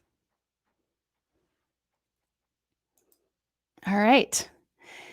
The next two things or three things that we're going to cover here in the during is we've covered reactions. We haven't covered polls. So we're going to go back to that meeting that we still have open here. And I'll show you a couple of other things in here. In your chat area, depending on the way your organization is set up, you may have a different view down here at the bottom of the capabilities of how you can kind of enhance or expand what you're able to do here with chat. So if we follow along here, the three little dots that you see here gives you additional capabilities. One of those is forms. You might also have one called Poly. And this is a great way for you to also kind of, let's gauge how everyone is doing. How confident are they on this? Or how do they work with this tool? So I might actually ask a question like, have you used breakout rooms before? And then give them an option. Yes. No. Add an additional option. Not sure. Save it. It's going to show us what it's going to look like. So this is what the card is going to look like for this form. And then we'll send it. And it's going to show up in that chat message where they're able to vote on those options. And think of what that can do for you. If you are presenting at a summit and you have 200 participants in there, if you just ask a question in chat, then you have to be the one that's moderating and kind of tracking and calculating how many answered yes, how many answered no, how many answered something else that I didn't even give them as an option. Where when you do something like this and you post it, they're able to vote and it's going to calculate it for you and show you here in the total. So forms is a great way for you to have that instant feedback, that real-time feedback, and it's in a place that hopefully everyone can get to it. I do caution you, though, make sure that all of your attendees are able to see the chat panel, because if not, they're going to feel like they're left out. Sometimes when you switch tenants in Microsoft Teams to attend that meeting, if the meeting is in another tenant, sometimes you're not able to see the chat panel. So do make sure if you're going to do anything like this, that you're providing it in a way that they can access. So if they can't get to it here, you might need to do something with forms that has a link that they can use or some other method, a QR code that they can scan with their camera to be able to participate with it in that way. So that's another one. Poly, what I like about Poly, and that was the other one I mentioned to you that is down here. That's this one. Poly gives you different capabilities than Forms when you're setting up your poll question. It will even allow you to choose things like don't show the votes. If you want to make sure that if they see a lot of people voting for this, that they're not going to vote for the same thing, that it is not swayed. Don't show the votes until maybe it closes. So it has some different capabilities than Forms would have. All right. The other tip here in Microsoft Teams meeting, or really any meeting or any class that you might be delivering, is to use the tools that you have. And Dan, I already saw you were using Whiteboard, which I thought was awesome with the way that you were doing the digital inking with that. I'm really a big fan of it. And here in Teams, it's built in. So if you've not explored what you can share, when we select share, we have the share panel here, the share tray. You'll notice that Whiteboard is one of those. I'm going to go ahead and select that. I'm going to close my meeting chat panel just to give us a better viewing experience here.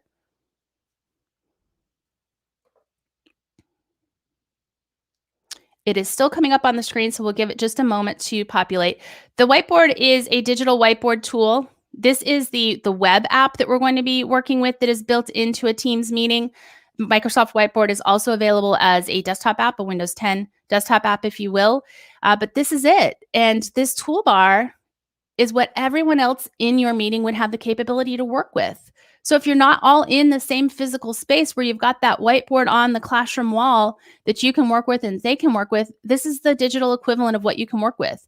Now you can come in before your meeting starts and set this up to give them a space to work in. And what I encourage you to do is use things like your sticky notes to give them topics of what they're going to be discussing. So maybe I want them to share their favorite tool in Microsoft Teams. And then I want to have another area over here, and we can move these around individually. I can kind of line these up. What are your goals for today? Have them get up here and write out what their goals are. And so I could set up this space, make these notes, these sticky notes for them to work in, and they can even use their digital inking if they want to write out what their favorite tool is. So if I wanted to write emojis, it's not my favorite tool, but I'm just kind of making that up as we go. We can set that space up and make this interactive. So this is another one of those tools that they could use in those breakout rooms too, right? You could say, hey, go use a whiteboard. Get all of your things on there because that's what I want you to capture and bring back for our discussion. So this whiteboarding can be used in your main meeting, your breakout rooms, wherever it may be. And then when you're done, in your settings menu, you can export that as a PNG file, as a graphics, a screenshot, if you will. So you could send that back to the instructor. You could send that to whoever else is kind of running that, or bring that back and share that in the screen with everyone as you kind of collect all the thoughts from those breakout activities together. So Whiteboard is one that I think is great for you to use. You'll notice you can open it in that desktop app.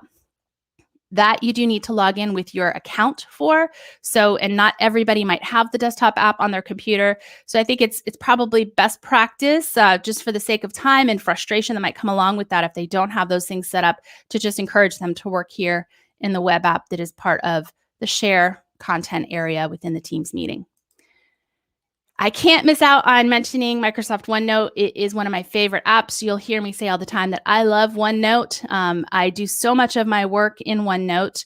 I do have OneNote open already, and I'm going to go ahead and grab it and bring it over to my screen just to give you some ideas of how you might use this as well. So here in OneNote, I've got some things kind of already just to give you some ideas. I had an intro here, and it looks like I may not have it in here anymore, but you can create tables or whatever you want to do in a notebook. Now, this is OneNote, the desktop app that was formerly OneNote 2016. You've also got OneNote for Windows 10, OneNote on the web, OneNote mobile. But if you set this up in a cloud document library, so if you set your notebook up where you can share it with your students, where you can share it with your participants of the talk that you might be giving or something else, you could set this up to have an intro page where you have a table where they can put their name in. Maybe they can put what their goals are for this session or what they want to learn about. And then maybe have an icebreaker question or something in there, right? There's all sorts of ways you can do this. You can also set it up to kind of capture any of the questions that they have. Because one of the things that I find is hard for me to make sure that I manage and follow up on is questions or issues that are coming at you in a training session or in a presentation, and making sure that you're still managing your time and being able to make sure that you respond to everyone. You're not forgetting to answer that question.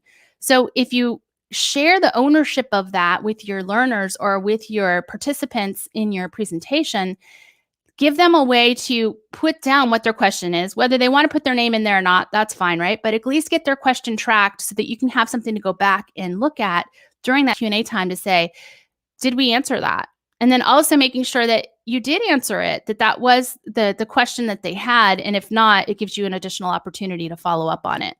It also gives you the capability after you are done with that delivery, that presentation or training, if you didn't get something answered, to be able to research it and follow up and let them know, I need a bit more time to go check on something with this, and I'll get back to you if you have a way to contact them after that training or after that presentation.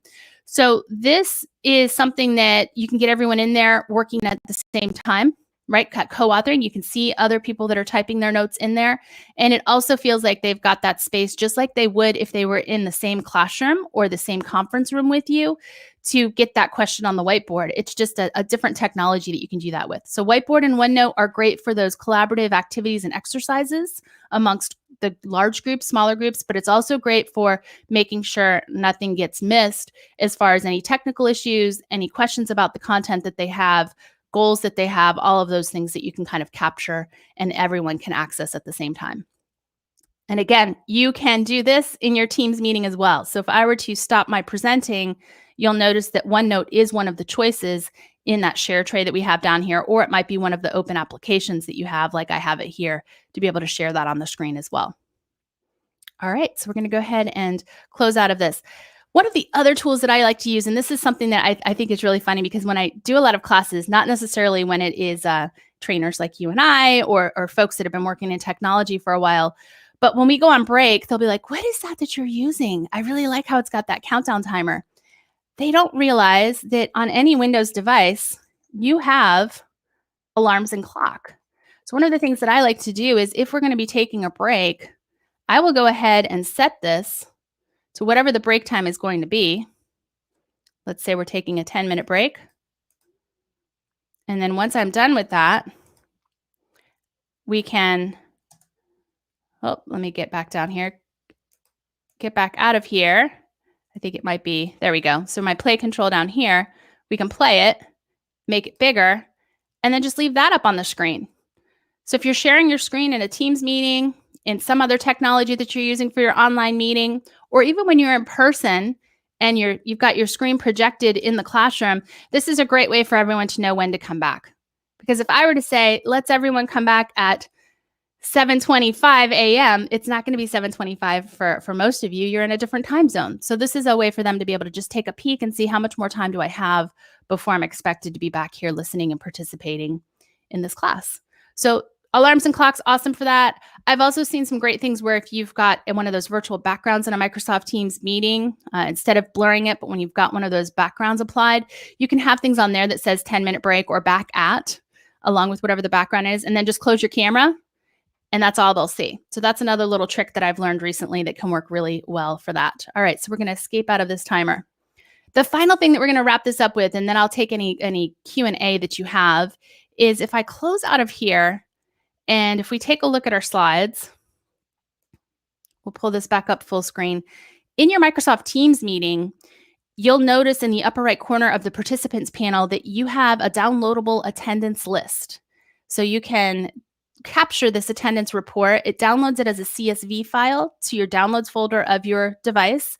And then you can open that in Excel, and it's going to give you a list of who attended, the name, the date and time, their email address. If they've dropped out of the meeting and come back, it's going to list them multiple times in that. And then after your meeting is done, it also includes that in the chat area of the meeting. This is something new that's just rolling out.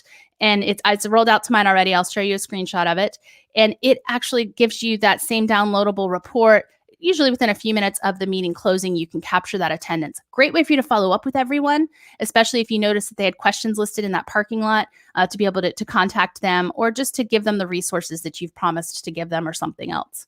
So I'm going to escape out of here. This is what it will look like. So you'll have this little downloadable attendance report, and then it's going to look like an Excel spreadsheet that we have here. So with that, I'll go ahead and turn it back over and see if there's any questions that I can answer for you.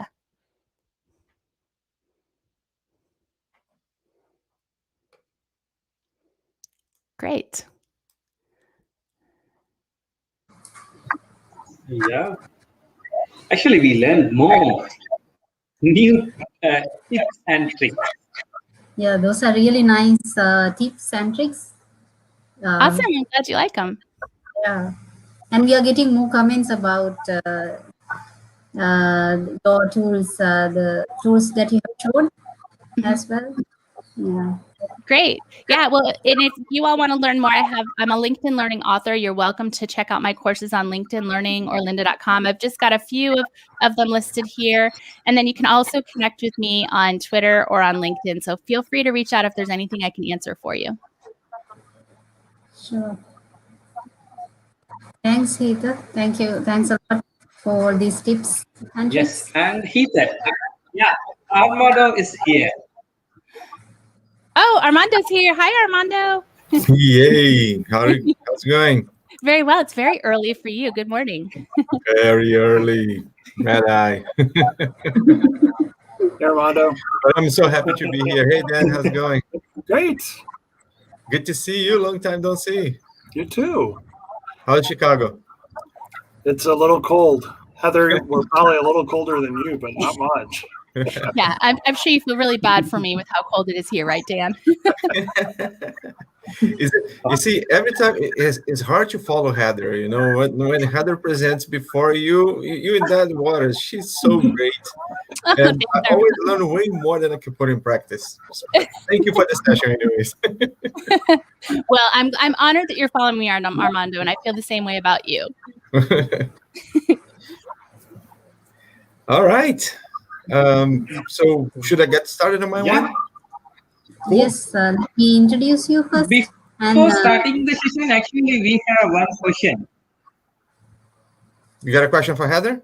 Armando, before starting the session, before starting the session, we have one question. So shoot it. We would like to know Shall about I ask your the question? Yeah. Yes.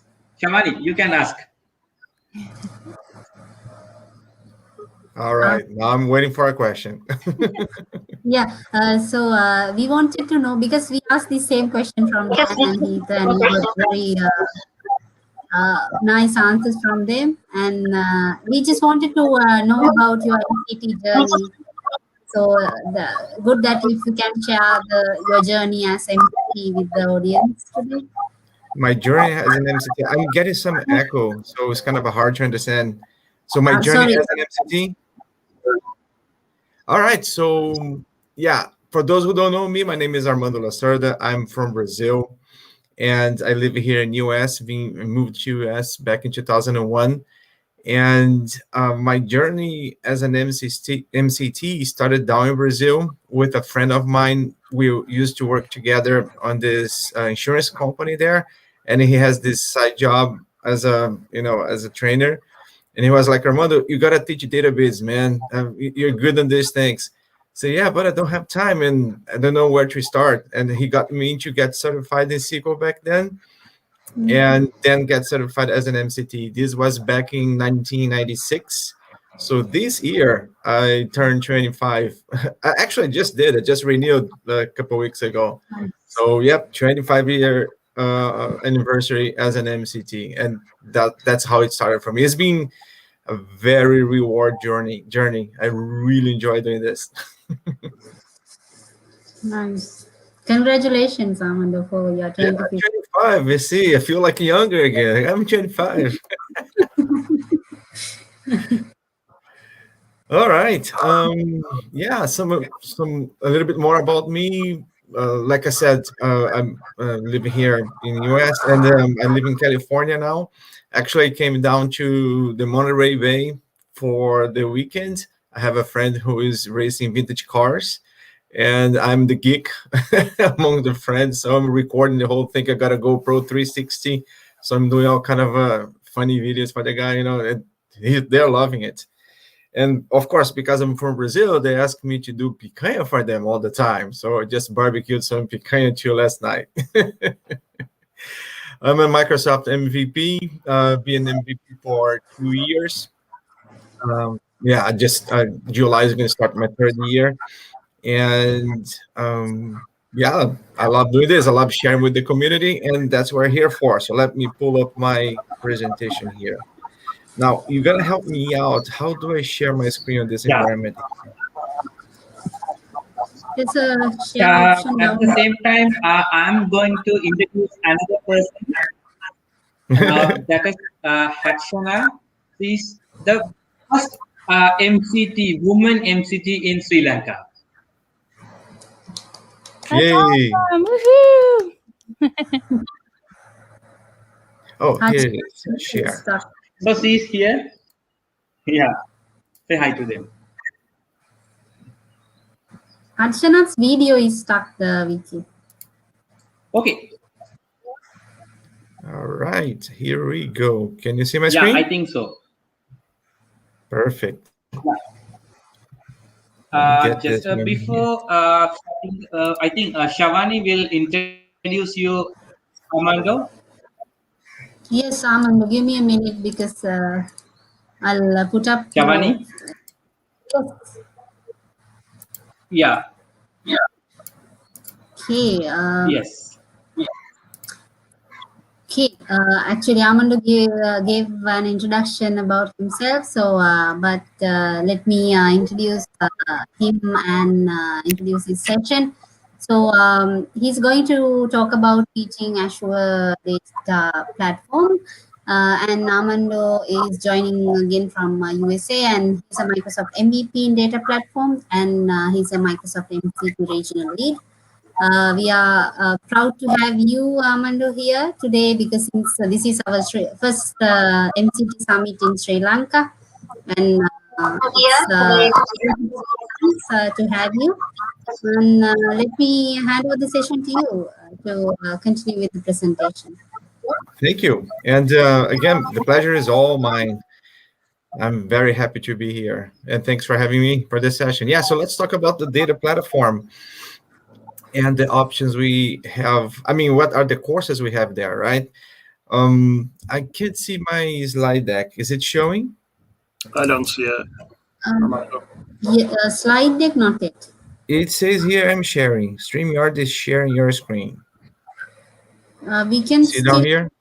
stream. I don't see it. Oh, hold on. If I do this, There we go. Yes. can you see my slide deck now? Yep. Yes. There we go. All right. So yeah. So here's Microsoft has changed the approach for training and certification of their products. Actually, it's not about products anymore. It's about roles, as we are all aware, right? And there were some changes on how we get renewed from now on. As a regional lead for the West Coast in the US, and also helping down there in Brazil in my native language, I have noticed a lot of people they're asking, like, Armando, how about the classes now? How do we do these things? How can we help the students, to learn how to work in the clouds and get understanding how the cloud works and get the courseware and the learning paths where they can get to learn about these things.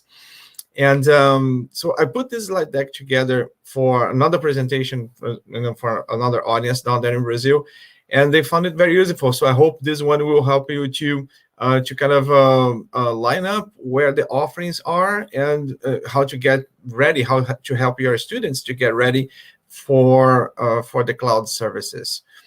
That Microsoft has not invested much into product, both learning materials and certifications. Actually, a bunch of product-related certifications has just retired, right? Those MCSE style kind of a certification they're used to have, I think they're about to retire or just retired. So, and those things, you can kind of map those elements to like the on-premise platform. So like when you talk about the products, Windows Server, whatever version of Windows Server, Sql Server in the data platform in our case here, and Exchange, SharePoint, on-premise, and all of that. The courseware is still there. People can still sign up for classes if they want to buy this kind of classes and have like private sessions or something. The Coursera is still there. But again, it's not you're not gonna see much investments on those. So when you look for things like the current SQL Server version, SQL Server 2019, do I have classes for SQL Server 2019? And the answer is no. There are no classes for SQL Server 2019. So when you look like the on-premise side here, like I have in my slide deck on this left side here, when looking to SQL Server, or if you're an Oracle DBA, you are looking to SQL Server to try to migrate to the cloud. What you're gonna find in there are these old classes, and sometimes they are labeled for SQL Server like 2014. I found one once for this one here, tuning, SQL Server tuning, 10.987. The number is kind of really old, and it's pretty much what they have in there.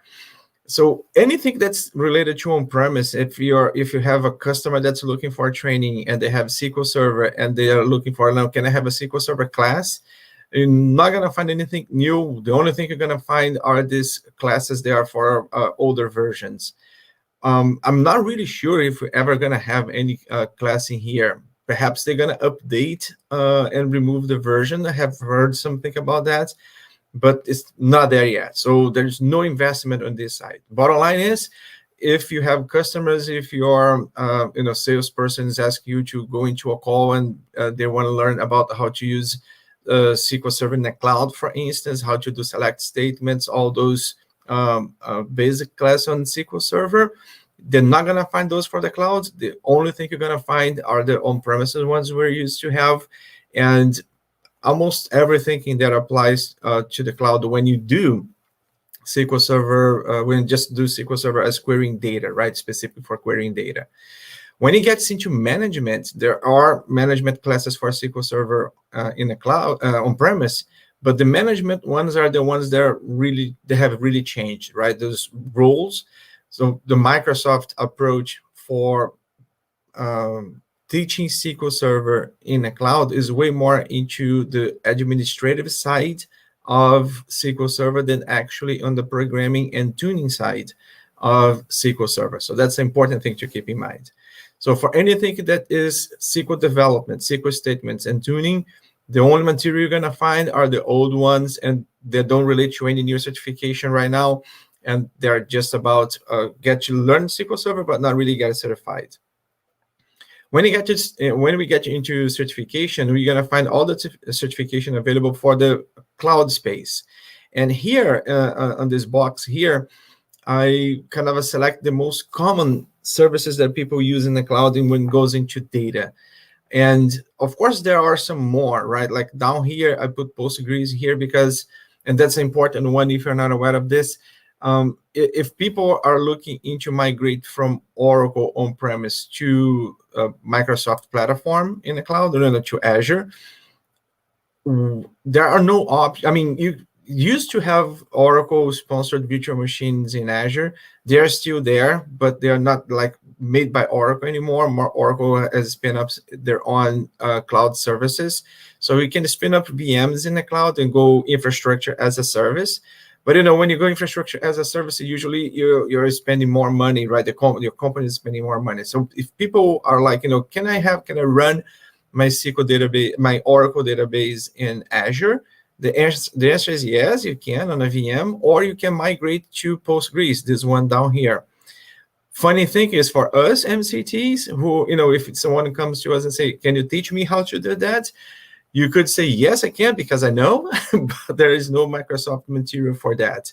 So even though there is a platform as a service offering, and it's Microsoft kind of suggests people coming from Oracle on-premise into the cloud, if they want to save on the licensing and try to migrate with less effort to the cloud, Postgres is the route. So we're going to find a lot of support into Postgres to your Oracle applications. Of course, the clients, they will have to reconnect to Postgres, kind of a hassle in there. But in terms of objects and these things, it kind of works. But unfortunately, no courseware, right? No class or no courseware or even certification for Postgres. And that's the thing about the data platform in the cloud and getting people trained on that data platform. I didn't add it in here, for instance, MySQL, but it's another option we have, data option we have in the cloud. And there are some other ones that go into platform as a service, managed services. And this thing about managed services are really important because they save a lot of time and a lot of effort for the company in terms of budgeting. That you don't have to worry about backups, you don't have to worry about physical spaces and the data files and allocate disks and things like that. All the management aspect of it, the infrastructure aspect of it, it's all done for you. But again, there are managed services, but there are no classes for those things. So people like in Postgres, for instance, I did get certified. I have to get certified in Postgres. The company I'm working for, they have this a partnership with Microsoft, and Microsoft is asking some partners to get certified outside the Microsoft realm. So what you're going to find in here to get certified in Postgres is outside Microsoft. And I had to go through that one. I have to study Postgres from the Linux Foundation and also from another company down there in India too, where their certification is kind of accredited. So in any case, what I'm saying here is for the managed database, the managed data services, they are not cooked by Microsoft, but they are offered by Microsoft as platform as a service. All the certifications are outside Microsoft, and that has been happening a lot outside the data realm. For instance, if you go Kubernetes, container instances in Kubernetes, Microsoft does offer these services, but the certification is again from the Linux Foundation, it's not from Microsoft. And therefore the training is also over there because it's kind of an open source thing and offered as platform as a service in Microsoft. So what we are left with is no class for this one here, but we do have classes for the other ones. And the other ones, well, let's get, the next step here, the natural next step is if I have since I would migrate to Oracle, from Oracle into Postgres, but that is outside the Microsoft certification. What do I have then? What we have is DP 050 or 050, which is the data class to migrate SQL workloads into SQL Server. And oh, look at that, I left it out. Into Azure SQL database. So in Azure, as a platform, as a service, we have Azure SQL database in two options, right? We have the SQL database with the last pool option or managed instance. So this class goes through these two things, how to get the data over, management studio tasks, and some other tasks you can use, create that deck pack and things like that. It also goes through migrating VMs, which is the utopia of doing a lift and shift. A lot of people, they think like, I have my thing working on premise, so I'm going to lift and shift to the cloud and have it work in the cloud. It works, you can do that, but usually you're not taking benefit of saving much money. You could save more money if you go platform as a service than infrastructure as a service. In any case, that is your class when you are moving relational data, right, from SQL to the platform as a service. Sorry, kind of late here, kind of early here. I'm still waking up. The next ones you have, there is another DP class, 040, which is the one for non-SQL databases. So if you're doing like MongoDB or Cassandra on premise, you can migrate those workloads to Cosmos DB, but that goes again a little outside of the Microsoft realm. So Cosmos is a Microsoft product, but Cassandra is not, Mongo is not, and those APIs, if you need to get certified, you need to go outside the Microsoft certification tracks. Something to keep in mind here is these classes, that start with 0. You're going to find some more there in the catalog if you want, if you look for them. They don't have certifications, right? So unlike the MTA, that also got retired, there were intro classes and they had certifications associated to those classes. These ones here with the 0, they don't have certification associated to them. So when you get into the cloud and specific services in the cloud, that's where you are gonna find exams, right? Where your students can get the classes with you and also get certified. So currently we have DP 200 and 201 for those Azure services, and a little more. Cosmos is also kind of included in there. Both of them combined 5 days. They are 5 days class. DP 200 is 3 days. 201 is 1 day, 2 days actually. And they kind of fly by over all of these services. The Data Lake, Azure Data Factory, Databricks, and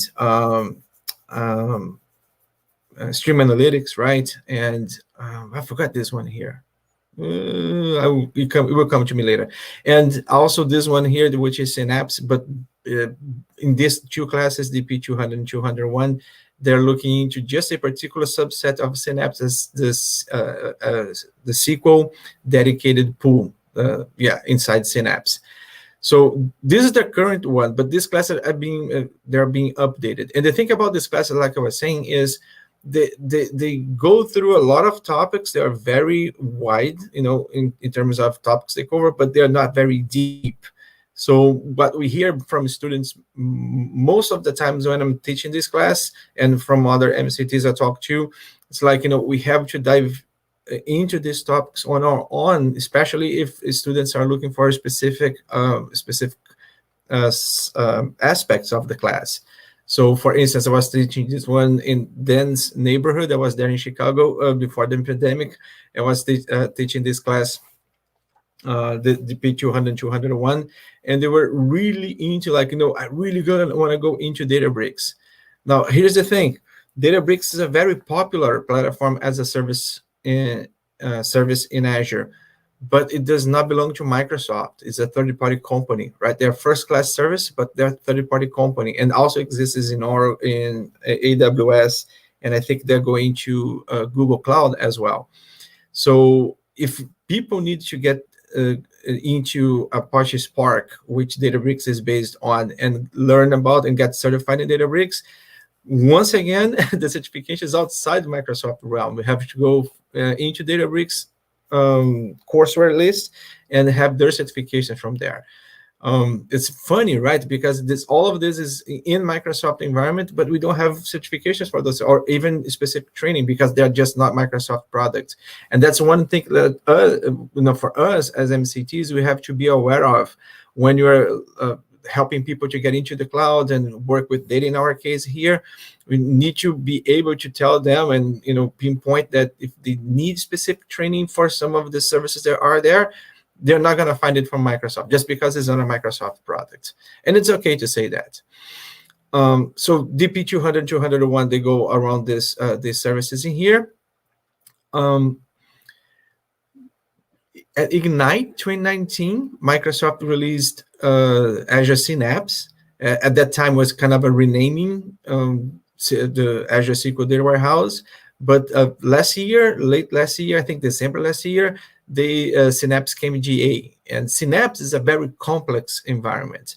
So we've been talking with the Microsoft people to get to understand what is the roadmap for Synapse training, because Synapse kind of included in here, but like I said, it's partially included. It's just one of the 5 services that's inside Synapse today.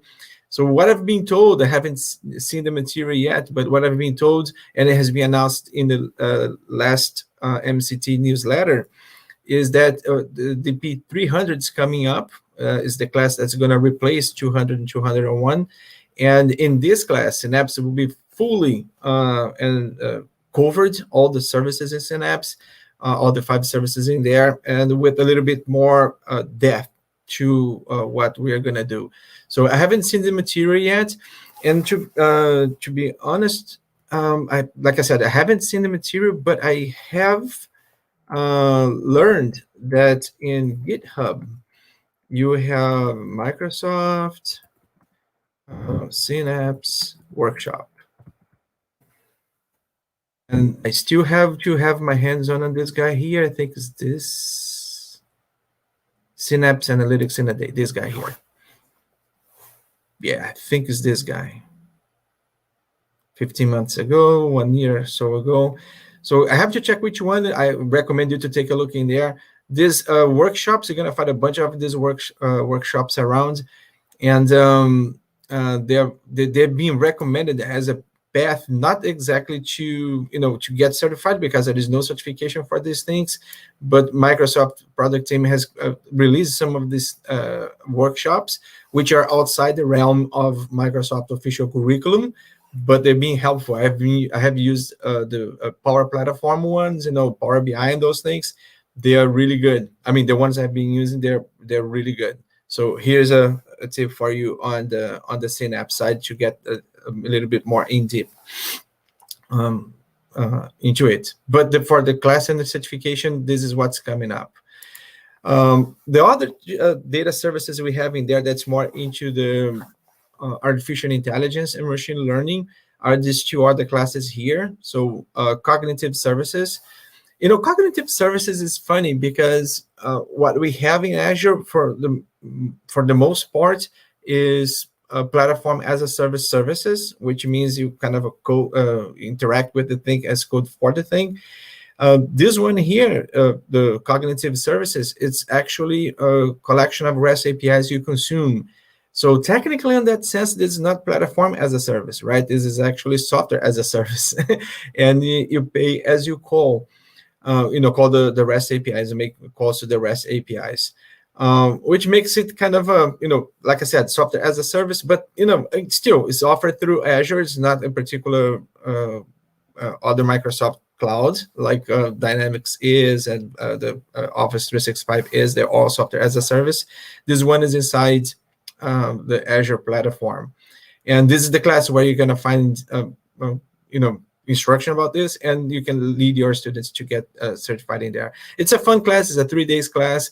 I have taught it a few times, and you got to be careful because when people hear the words artificial intelligence, sometimes what they're looking for is actually machine learning, what Microsoft calls machine learning. Like they want to get their statistical models trained. They want to be able to customize how it works and deploy their own machine learning models, like in Onyx format, and deploy it to like devices, drones, things like that. So they're not going to find that here on AI 102. On artificial intelligence and AI 102, the subject in there is more like how to embed Azure AI pre-trained models from Azure AI into my applications. So this class is for developers. It's not for data scientists. And there are exercises that they are about creating bots, doing image recognition on pre-trained models and things like that. If we're looking to people that are like, they are really data scientists, they want to get their models customized and trained and create all the training path, data cleansing, and all of that. So that is in DP 100, where you deal with machine learning. It's a very common confusion. I have had a couple students in the AI 102 class, actually the former one, the AI 101, and they were like not happy. The evaluations came back not as good as they should be, because they're looking into the machine learning aspect of AI, but they end up on that other class. So it's important to make that difference and help in your calls with the customers. And the last one in here is into Power BI. So Power BI is our, Microsoft, I think like less than a year ago or so, Microsoft released this new class for Power BI. The old one, the older official one, was really not well evaluated by the students because it went through things that Power BI users, they really don't do that much. And they got, the other class had some weird topics on the outline there. So this one here, actually just taught this class this week that just ended.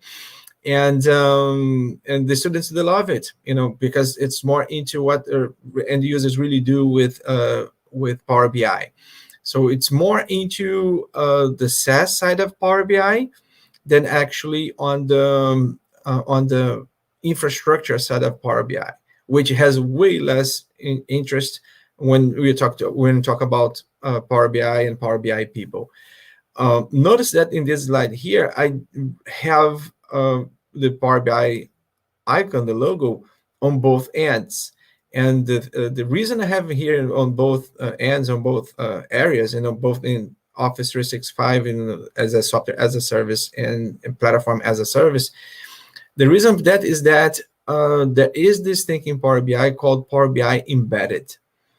And Power BI Embedded is is a resource that companies use when they want to expose Power BI features to their clients, but they don't want the clients to use Power BI interface for that. They want the clients to use their own applications, usually a website, a website of their own.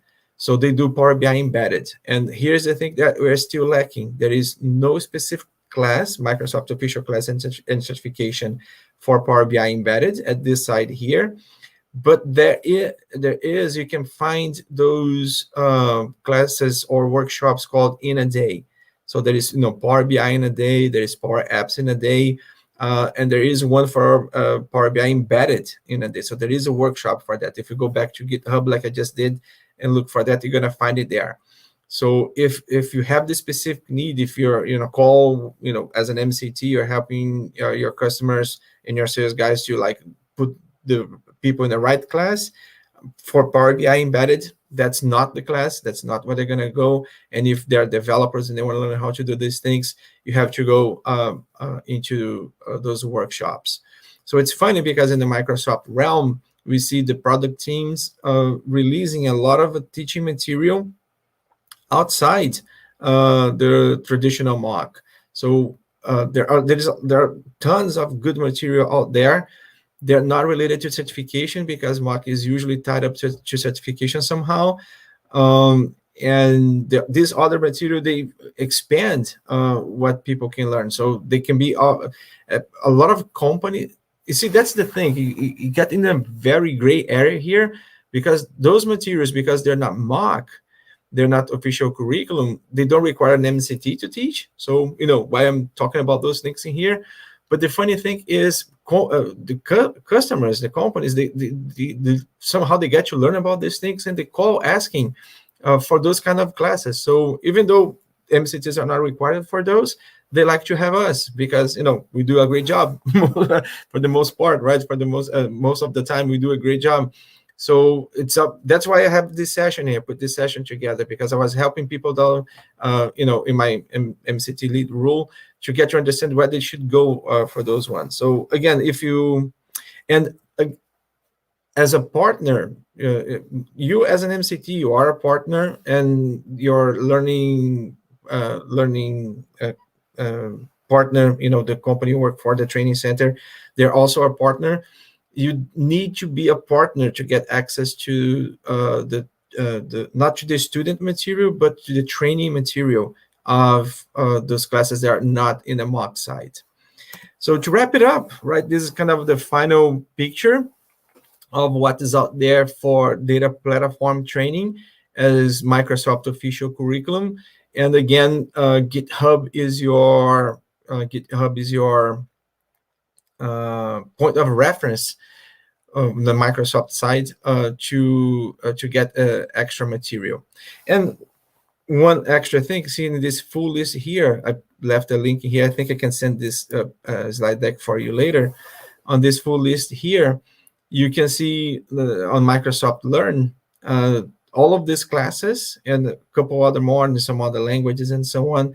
You can see all of these classes, and also you can see the free material, right, that exists there for the students.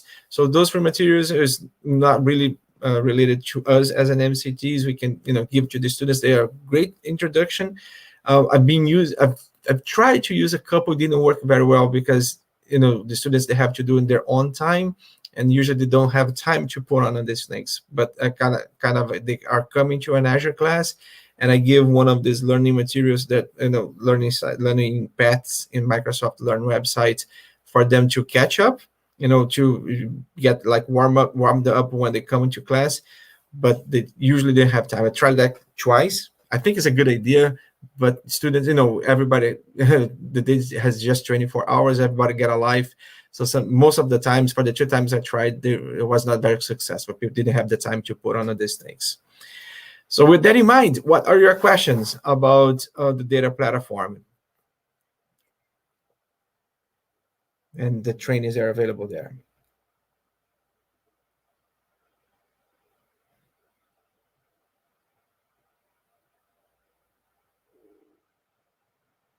I see some comments here in the live chat. I don't see that many questions.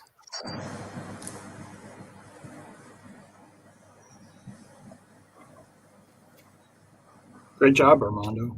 Thank you.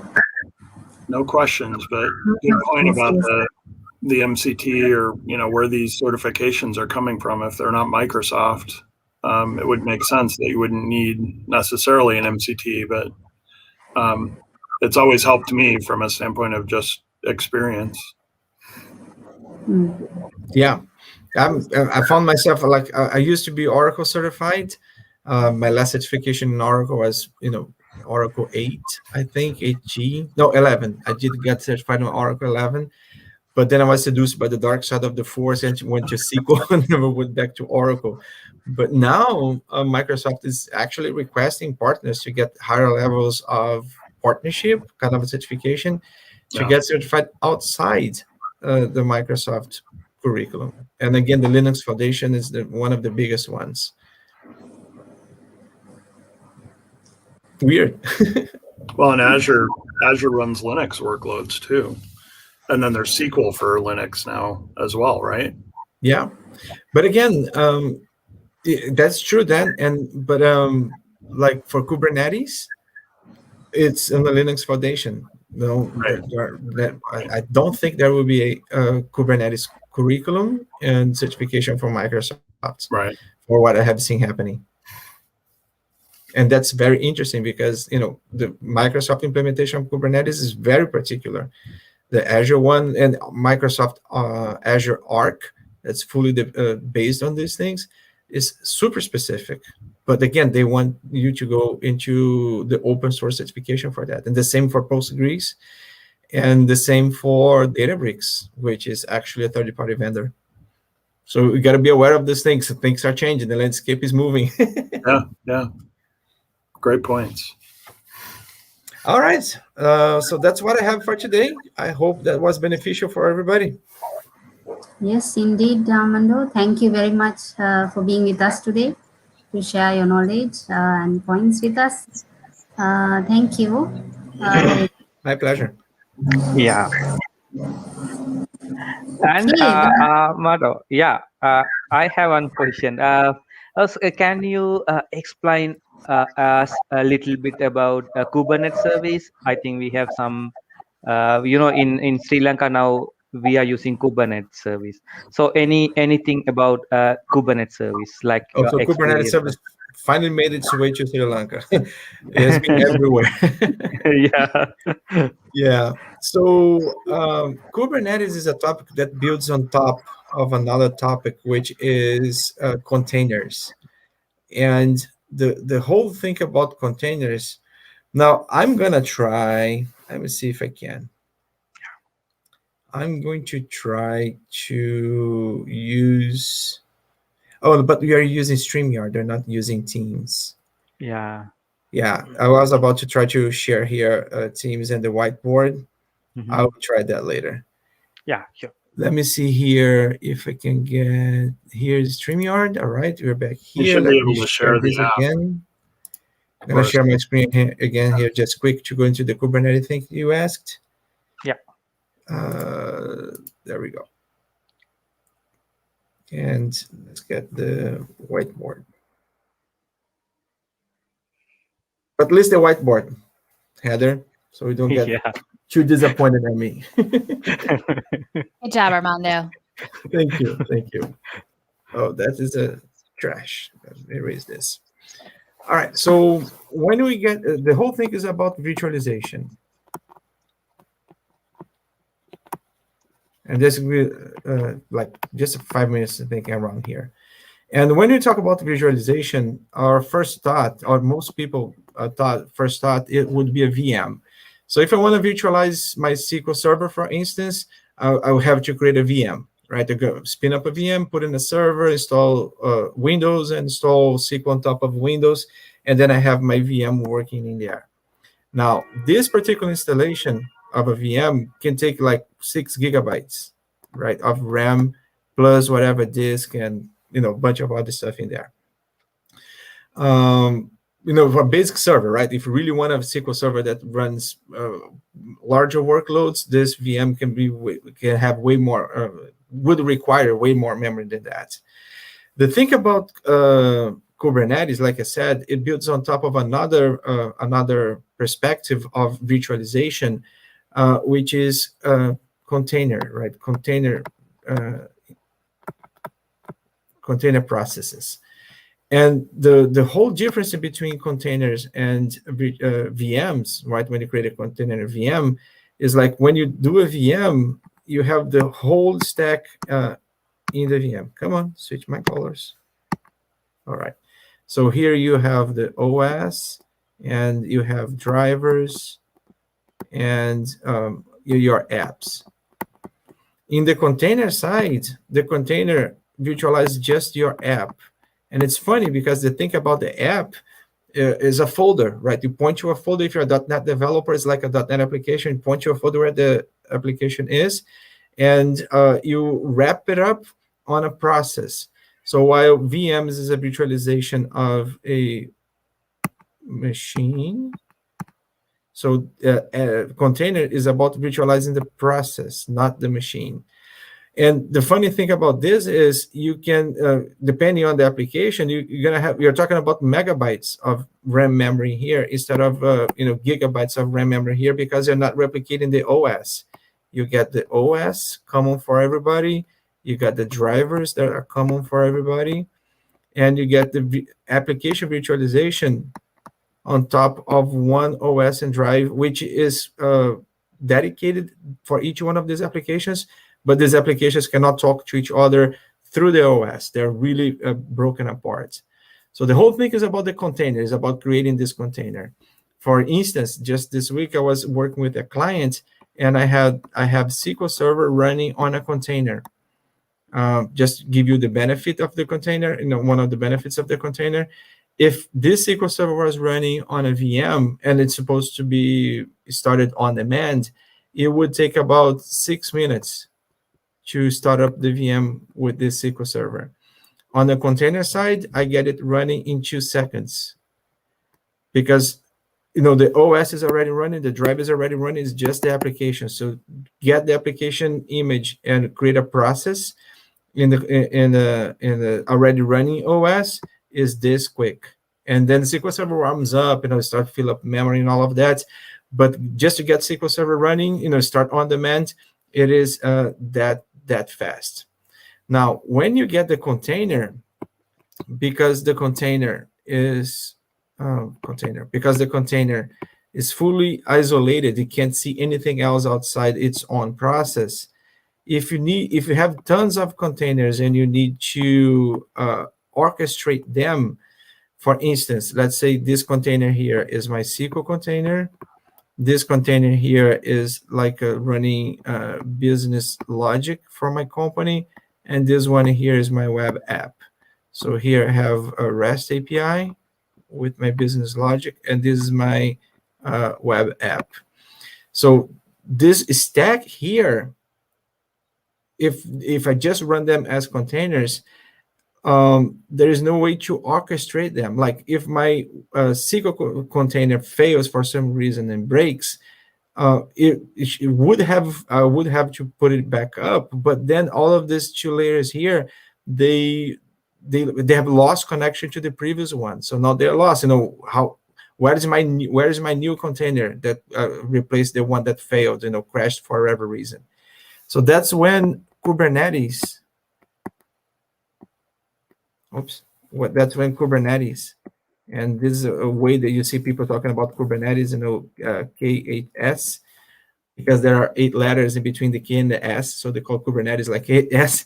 That's when Kubernetes get into place. Kubernetes it's all about managing the environment where the containers are running. So it creates the network abstractions in between these guys. The network abstractions, it creates scalability, right? Scalability for these ones. So let's say that this whole thing here is an environment of my web application, but then this web application is topping off all the resources, the RAM memory and everything that was allocated to it. So I want to get a portion of this application in here, and I want to create a second instance of this application, perhaps in another data center in another region, talking to my same SQL Server. So to orchestrate this whole thing, this is Kubernetes' job. So to your question, what is Kubernetes? Kubernetes is an infrastructure to orchestrate, to manage and orchestrate a virtual environment for containers in one statement. Clear as mud?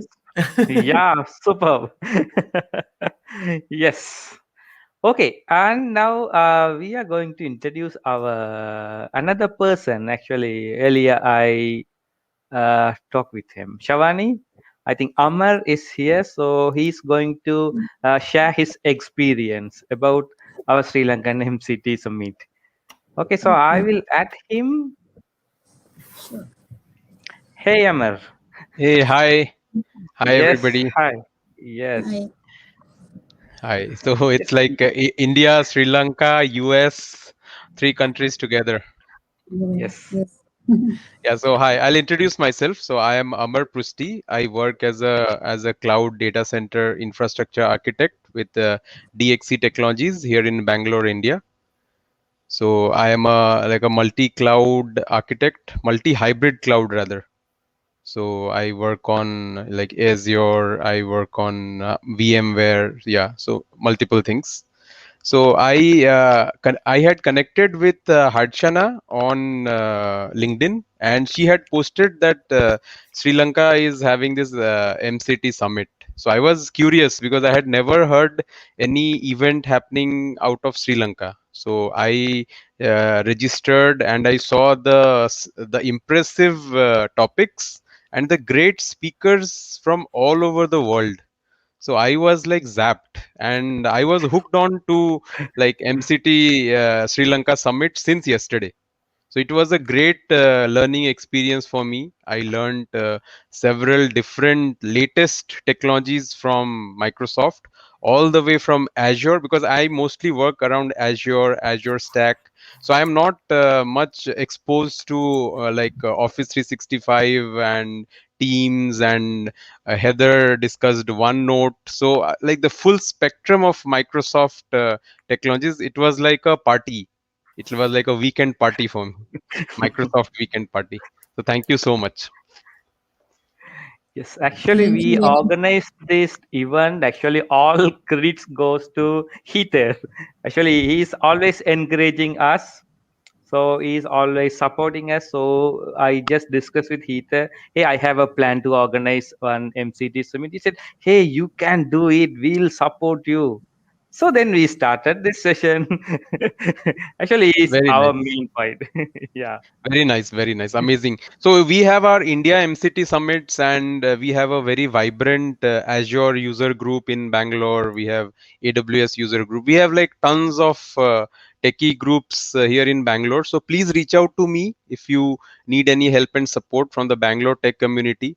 So any technology you name, just like US, San Francisco, and other places, we have Bangalore in India. You can get, yeah. So I am connected. I also speak in various community technology forums, Open Source India, IoT conference, and many places.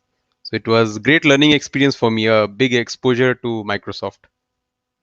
Yeah, at the same time, I got some emails from Indian MCT communities. Actually, they asked us, they plan to host an MCT summit in India. Right. So Heather, we have next session. Maybe we'll host another session in India. So on that time, Amar, definitely you can join with us. Actually, we have very nice team. They are supporting. Actually, we are different time zone, but at the same time, if we send any message, definitely they will reply you. I know And it's very difficult for US because this is night for US. Yeah, I know. Really great effort by the entire US Microsoft Talking MCT about and being MVP here team. in US, I will have to drop. I'll try to catch up somewhere sleep. I know. Yeah, it's midnight. Yeah, somewhere midnight. It was good being with you guys. Bye. yeah, Take care, Armando. yes, yeah. Have you spoken, Vic? Have you spoken with Krunal about getting additional help in India for an event? He's one of the MCT regional leads there and an MVP. Yes, actually, I want to speak with him. Actually, tomorrow I can send an email to him. Yeah. Yes, at the same time, Shavani have some questions about. So, Shavani, you can ask us here. Heather, myself, and Dan is here. So we will ready to answer your question. Actually, he got some questions from some other participant. Actually, they sent some emails. So we are ready. And after it, I think another 1 hour, Jasmine is going to join this session. So she's our MCT global program manager for Microsoft. So even we can get more ideas. Okay, so Shavani, you can ask the question. So actually we have more talented people in here, Heather and Dan Ray. Yes. Yes, so I'll shoot the question. All of you can answer me. And actually, these queries we got from our participants' audience, because there are some MCTs joining with us, but also there are newbies to this whole MCT program also. So these basic, actually, these some of these questions are very basic, but let's give answers because it will be beneficial for all the newbies who's here and who's planning to become MCTs after listening to all of your inspiring presentations. So I'll move on to the very first question. So what is the very first question is what is this Microsoft Certified Trainer Concept, MCT?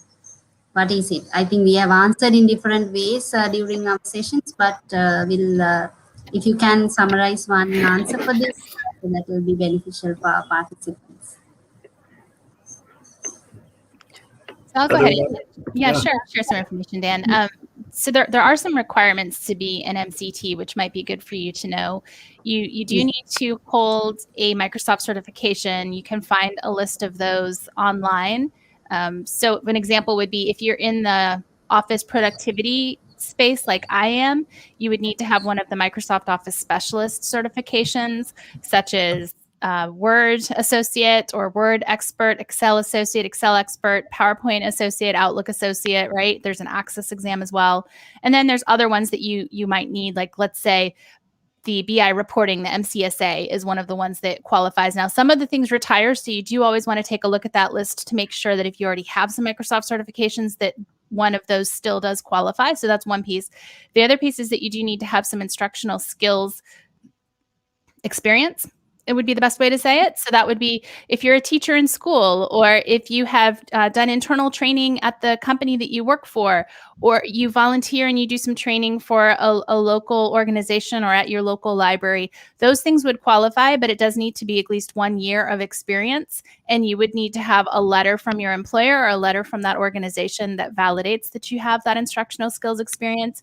If you don't, then you do need to attend one of the approved instructional skills classes. You can find a list of those companies that are approved online as well, and attend one of those. CompTIA, the CTT Plus, if you get that credential, is one of the qualifying ones. But then there are some companies that offer things that are more geared to Microsoft certified trainers. So you're learning everything you need to know, and you're meeting MCTs in your community, and what the resources and labs and course materials are available, and how you access all those things, and the benefits that you get. So once you become a Microsoft certified trainer, you have to submit online the proof of those two things. Once you become a Microsoft certified trainer, then that does kind of give you other places that you can find if there's a job listing area, and then other ways to internally network with other Microsoft certified trainers. As mentioned before, I think Armando was mentioning that you don't necessarily, if there's not Microsoft official curriculum or Microsoft official courseware, you'll hear it referred to as, that's MOC that he mentioned, that acronym. If there's not Microsoft official curriculum for like a certification course that you're teaching, a Microsoft technology certification course, you don't necessarily need to be an MCT to have to teach that, but it does kind of prove your skills and show the knowledge that you have, and that you have that extra credential that you know how to help others learn that technology. So that's a bit about it. To me, it's beneficial. I don't necessarily need it for a lot of the things that I'm teaching unless I am helping someone else get certified in that technology. So the majority of my work, I don't need it, but I really find that there's a lot of value in it for me because of the benefits and the resources that are available to me. And then also just the networking in that community, and also the time that you get with Microsoft employees. Sometimes as an MCT, you might be asked to be in a roundtable discussion about something that might be changing in a certification space or about a specific technology. So I'll pass it over to Dan and see what else he'd like to add. Yeah, Heather, great points. The other thing I'd emphasize is going into Microsoft as a full-time employee, the Microsoft certified trainer at the time was something that helped with the interview process and the onboarding at Microsoft. And now they've brought on a number of Azure technical trainers as full-time employees. And one of the prerequisites of that is to hold your MCT. Not sure if that will happen with other types of Microsoft certified trainer credentials or the underlying certificates for it.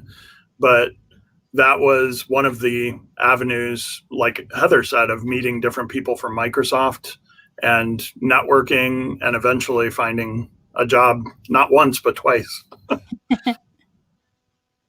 And I'll say, when I went out on my own, that was the first opportunity that I had was someone directly within Microsoft saying, "Hey, we've got this that you might be able to help with." So yeah, you never know where it could lead you to things that you can engage in, whether it's community or directly related.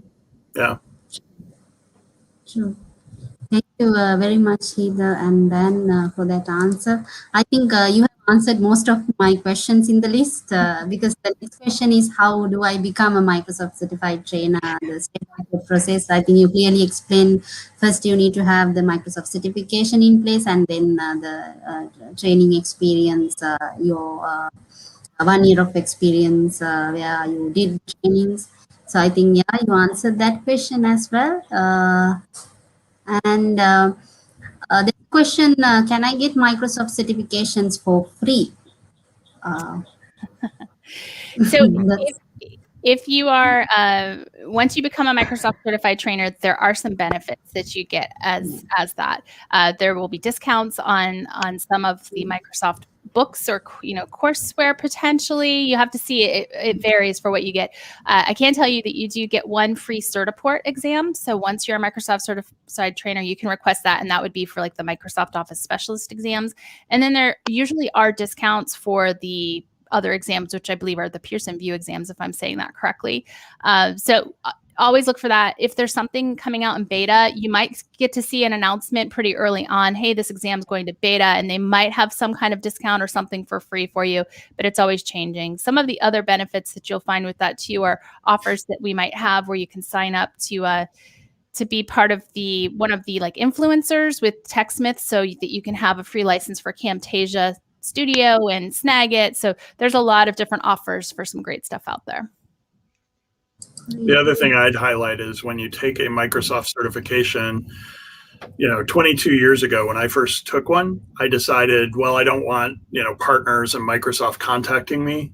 And then I wondered for years why I didn't get these free announcements for beta exams and other opportunities. And it's because I told Microsoft not to contact me. But switching that and allowing Microsoft to contact me, I found out about a lot of freebies and beta exams and other types of things and the MCT community. So be sure to take that into account when you decide whether you want to be contacted or not. A lot of these freebies or opportunities are if you tell Microsoft it's okay to contact you. Yeah. And the lab providers that provide a lot of these virtual labs for the Microsoft official curriculum courses will also give you as an MCT free access to that so that you can get familiar with the lab setup and that you can also learn on your own if you are maybe prepping to take a certification or just get familiar with the content before you teach that class for the first time. But of course, it doesn't give the content for free to the students, right? You still have to be going through like a Microsoft partner or someone and getting the courses that way. Yeah, at the same time, when you participate the Microsoft Ignite Cloud Challenges, you can get the free voucher. Yes, so you can do the exam. At the same time, Microsoft offer 15 USD for one exam. For the COVID situation, actually, Microsoft encourage us. In Sri Lanka, it is $80. Most of Sri Lanka and India, it's $80. Compare to other countries, they should pay at least $150 per exam. So anyone can do an exam with 15 USD. So Microsoft announced that one. At the same time, Microsoft announced, say, MCTs, you can renew your MCT. So that is free. Right. So otherwise, we are paying $125. It's not a problem for us because we are getting more benefits from Microsoft. For an example, we are getting free Azure Pass. So we are using Microsoft Azure. So actually, I got the Microsoft Pass from Microsoft. Then only I got my MVP in Azure. So otherwise, even I can't pay more money. So actually, Microsoft supporting for MCTs. They are sending free beta code, so we can do some exams. They are providing the course materials for us. So that's why we are encouraging university lecturers to become an MCT. If they can do any exam in Microsoft exam, like even they need to pay only 15 USD. They don't want to pay 80 USD. Just they can pay 15 USD. And if they can teach Microsoft syllabus, so we can promote them as a Microsoft MCT. So if they have the MCT certification, so they can teach more to our university students, then only our IT students can get more job opportunities in Sri Lanka or other countries. Actually, our MCT programs, our main point is the university lectures to become an MCT. So that is our main task. Actually, we got some lectures and some lectures contact us. Actually, they want to learn some MCT program. So actually, we are working on that also.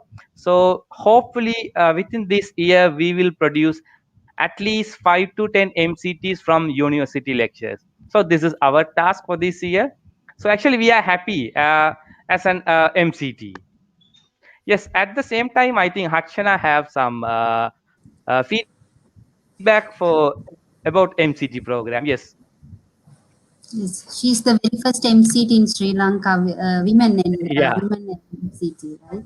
We are proud to have Harshana as the first MCT representing women, tech women in Sri Lanka. Yes, Harshana, go ahead. Her video is frozen, I think. Yeah. Network issue. Harshana's video is frozen. She's dropped. Hmm. Yeah, I think so. Actually, she have some internet issue. I think so. Yeah. Correct, Anyway, correct. actually, she have some good points. Actually, she will share with us when the internet come. Maybe the virtual issue. Even we have some issues. So yes. And These are the Shavani, do you have any other questions? Actually, I know Shavani. Last time I think you did BI certification. You got BI Yes, certification. actually, I'm going to That share is that free. experience because, Yes. yeah, I got, that's my initial step to become MCT. I'm very enthusiastic about this, and I was, now I'm inspired more after listening to all these sessions and stories. Actually, last year I participated in the Microsoft Ignite Challenge, and I got a free voucher because they have these selected exams, they give free vouchers. And luckily, DA100 was part of it, Microsoft Power BI certification. So I was able to complete it last week, and now I'm a Microsoft Data Analyst Associate. I'm happy about it. Yeah, that means the initial investment we make, for me, it's free. But anyway, the initial, as you all explained, the initial investment you make can be benefited for you for like long time. So don't hesitate to do that. Take your first step. So and then you can continue, go ahead with this MCT and benefited from Microsoft resources and the knowledge. So yes, with that, I think most of the answers, questions are answered from one single answer. He answers most of the questions because benefits and everything in one answer. And yeah, and there's another question: how long does Microsoft certification MCT last? Like whether there's a expiration period or how to leave it. Each Uh, certification might have a different expiry on it, right? Like it never, you always hold that certification, but it's, if something newer comes out to replace it, or they're maybe changing it from something to more of a role based or something like that, then you might be required to get that newer one, just to make sure that your skills are updated to carry on your MCT. The other piece of it, when you're renewing to be an MCT, so it is a 1 year. Once you become an MCT, you have that for a year, but you do need to teach something within that year. You do need to collect feedback and evaluation from what you're teaching in that class. It doesn't have to be what you are certified in as far as the technology, but it does need to be Microsoft technology related with whatever you are delivering. And you can upload whatever you're collecting as that evaluation as a PDF or another file supported type there, or you can use what's called metrics that matter. So as one of the benefits as being an MCT, you do get an account with metrics that matter that you can use for your evaluation. You're collecting the ratings that you need. And it needs to be a rating on your delivery skills, right? It's not so much that if the room was too hot or too cold, you can't determine that, or if something happened with the network connection, you can't be the one responsible for that, but it is based on your delivery. So within that year, you have to have had one class with, at least one student in that class. It doesn't have to be a week-long class. It could be that you're delivering a day class, a half-day class, something like that as well. yeah. Okay, so we'll introduce Harshana. Yes, I think so. She have good internet. Yes, Harshana, over to you. Yes. You on mute? Mute. Hi everyone. Sorry for the because my yeah, I'm fine because my connection is the issue now. Yes, can you hear me? Yeah. Yes. Hello. Yes, we can hear you. Yeah. Can you hear me? Yes, we can. Yeah. Sorry for because my connection is the issue. Yeah. I'm happy to be part of the Microsoft Certified Trainer community because I learned more from the Microsoft MCT Central, and I'm using the Microsoft course material like this the subject for my training session. And at the same time, I got the 100 USD for the Azure portal for I'm using my study and for the session. And I'm happily, proudly say I am the Microsoft certified trainer. And I want to thank to someone.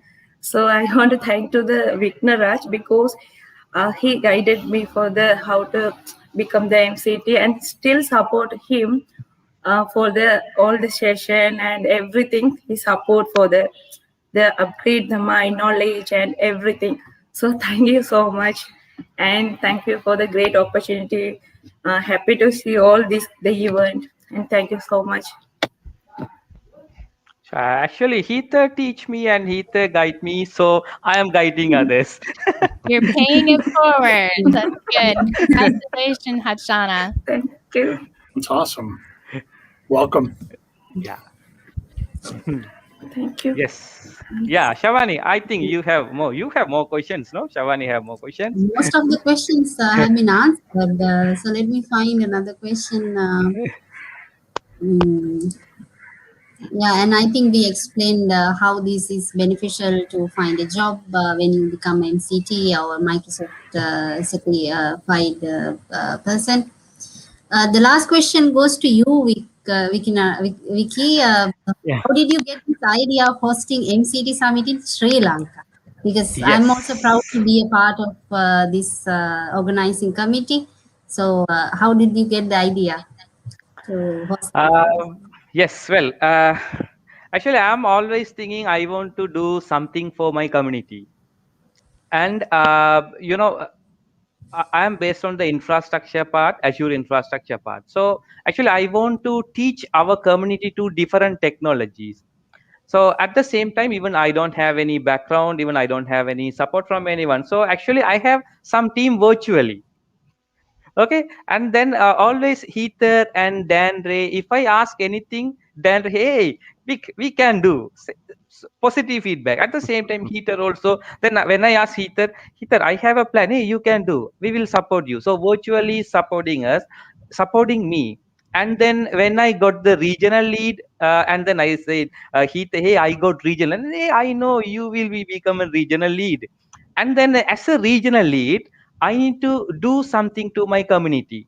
So I plan to organize one summit, MCT Summit, and then we have invited full and full Sri Lankan MCTs. At the moment, we have 99 MCT, but unfortunately, I got only 3 response. So I don't know why. Maybe they don't get any email or something. Actually, we are send the email through our MCT communication tool. Actually, Jasmine supported us. You know, we have Microsoft regional lead community. If we send any single text, they will support us. Just I'm saying, okay, I need to send the email to Sri Lankan MCT community. They said, okay, this is the tool, you can access it and we will approve it. I think within 5 minutes they approved my email, and then almost 99 emails successfully delivered. And then I got 3 feedback from our trainers, and they said, hey, we are here, we are happy to support you. So today and yesterday they participated and they deliver some session to our community. So this is our first step. So definitely we plan to do each and every year for MCT Summit. So next year I plan to add more Sri Lankan MCTs. Actually, they should join with us. And the other thing is, I got several questions. Actually, in our ad, you can find there are several female speakers. So even Anupama also yesterday asked me, hey, how you got this female speaker? Then, you know, actually male as a men and male, we can get more opportunity for everywhere. As a females, there are some barriers. So compared to other country in Asian countries, especially in India and Sri Lanka, we have several barriers. So I need to break that barrier. So that's why I put more ladies. So even I think next year we can get, even we can start MCT Summit for women. We can start that one also. Yes, you know, actually we need to encourage our women. So that's why I plan to add more ladies. So we are encouraging. You know, I got one speaker from Pakistan. It's really tough. You can find some speakers in Pakistan. So I got one lady and I asked her. She said, yes, I'm happy to part that event. So I got her from Pakistan. At the same time, we are searching some other places. And you know, in today, our last session is going to present Jasmine. She's our Microsoft MCT regional program manager from Microsoft. When I asked her, hey, I have a plan to host an event, he said, yes, I will do one session. That's all. Simply, you know, actually we can't get support from them. Actually they are very busy, and we are working different time zone. But she said, I will happy to deliver the session. So she's with us. So even this is the very good opportunity for Sri Lankans. Actually they can learn more and they can get more. Even now they know Heather. Who is Heather? Then even if they have any idea or suggestion, any question, they can send it to her. Definitely she will answer. At the same time, now Rain is here. If anyone needs to know any infrastructure related question, even they can raise the question to him. So actually we are making one networking, our Sri Lankan peoples and Indian peoples. Even if they need to learn more, then they can send the question to them. At the same time, I plan to add Amar. You know, Amar, even we don't know about Amar. Actually, yesterday onward, he's asking question. At the same time, if any presenter deliver the session, he said, hey, very nice session. I learned more or something. You know, Amar have more experience, but he loved to join this session. So actually, we need to encourage him. So that's why I added Amar. So Amar also happy. No, actually, we are happy. You know, we like these kind of peoples. So he's encouraging us. Actually he's in India. This is not an Indian MCT Summit, this is Sri Lankan MCT Summit, but he loved to join with us. So that's why I'm always thinking I plan to do opportunities, create the opportunities to everyone, because I got the opportunity freely. I actually in this time we miss our Mike Hammond. Mike is introduced Heater for me. Actually, he's also supporting us. So Heater supporting me and then supporting me. So that's why I'm ready to support anyone and everyone. We don't have any issues. So that's why we hosted this event, and I'm really happy to this event. Actually, I have my friends in here. Yes. Any questions? So I wanted to Yes. add to that, Vic. I posted a link if you want to share it out with the group on how to become an MCT. It's all the official resources online, but there's also a great group that just started in the last couple of months called Women in the Microsoft Teams Community.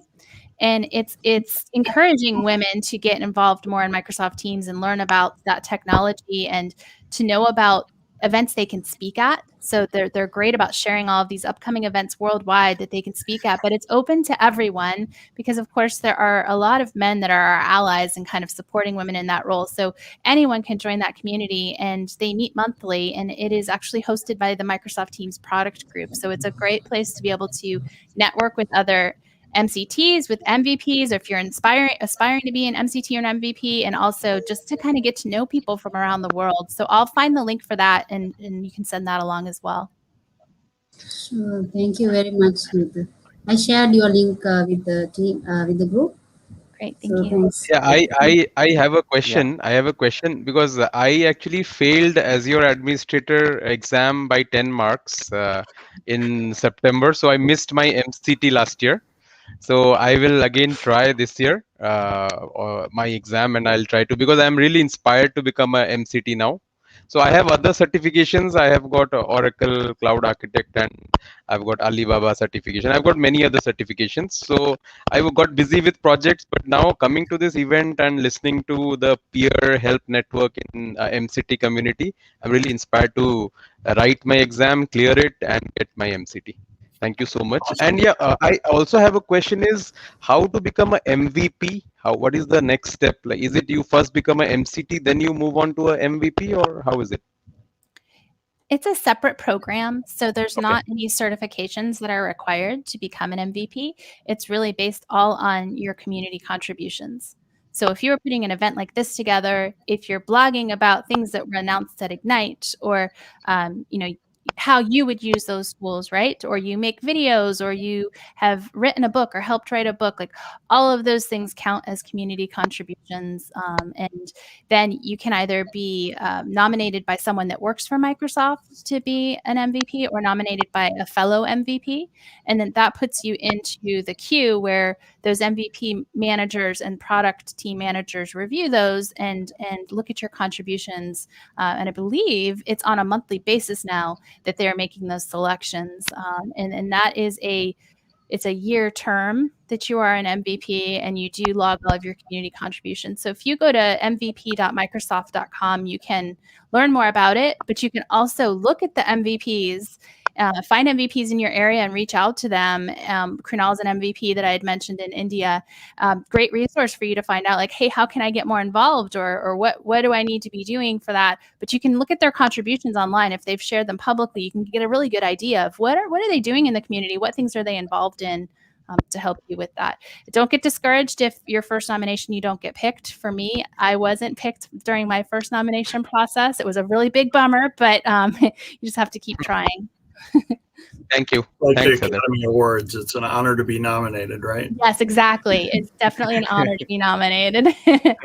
Yeah, and it's inspiring to just what you'll learn from everyone else in that community too. And I wanted to mention, as an MCT, you also have opportunities to, like when Ignite was an in-person event, you could apply to be selected to work at that event along with the Worldwide Learning staff, and you actually get to help answer questions about certifications, or you might be over helping, when they're signing up for taking those exams and different things. And it's a really fun thing to be able to do, and it gives you access to that conference. So and those are things that are typically opened worldwide, depending on where those events are happening, right? And they help you with your travel arrangements and everything to get you here for those types of events.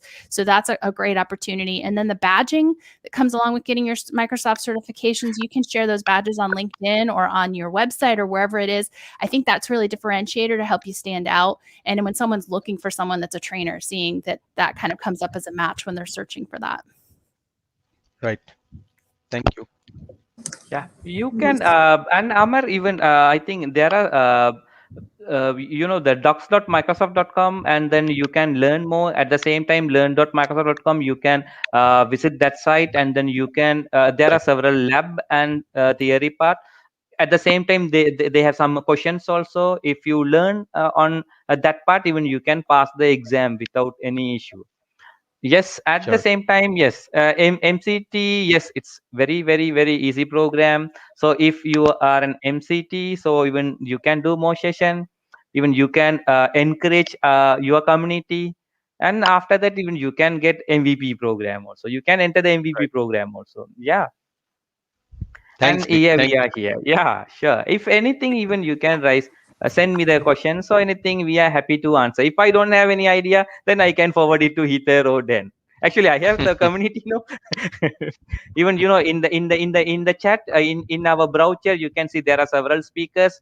They are always close to me. If I have any doubt or any question, I am sending that question to relevant person. So they are sending me the answer. Hey, this is the answer. Hey, this is like this or something. So actually, if we make some networking, then we can do more to our community. Right. The other thing I'll add is the MVP buzz hashtag. I always thought of as something that MVPs owned, or that it was for MVPs. But an MVP program manager pointed out to me that's just to gather the community's attention. So even as somebody that isn't an MVP, a most valuable professional from Microsoft, that award hasn't been earned. That MVP buzz is a way to get all of the attention of people that are MVPs to either retweet or support an event that you're doing, or get their attention for different things, or like this, where there are MVPs speaking, to make sure that people are aware that there's MVPs as well as certified trainers, Microsoft employees, that type of thing. It's all about networking, in my opinion. Right. Yes, at the same time, most of the companies, they are encouraged to MVPs to join the company. Actually, I'm working on company and they are paying more and more and more because I'm an MVP. I'm proudly say, and I got several projects, and we got several outside connections, because we are an MCT and MVP. When I open my LinkedIn, I'm getting so many requests from some other institution. They need MCTs. So they are hiring MCT. They say, hey, we need to do some session. Can you do this or something? So in my point, if you are an MCT, you can earn more, learn more, and you can actually, we plan to do several free programs because we need to encourage our community. The Sri Lanka, actually, we are very back to technology and everything, because in last few years we faced some issues in Sri Lanka. Now we grow up, so we are started. So that's why we are, compared to other countries, actually we are normal knowledge, but we need to encourage our community. If you are an MCT, you can get more opportunities from anywhere. Okay, so that's why we are encouraging MCTs.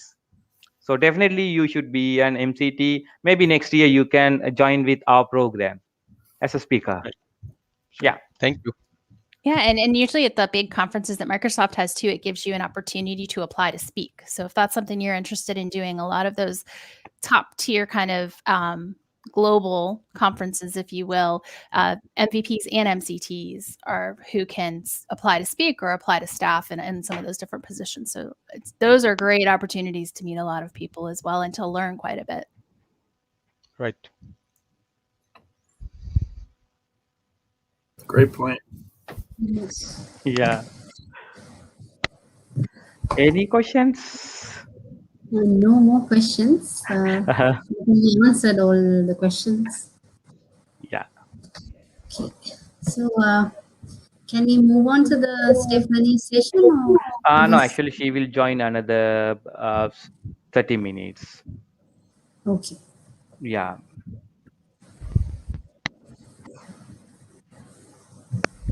Anything else? Any questions from anyone? Now let's see in the comment box.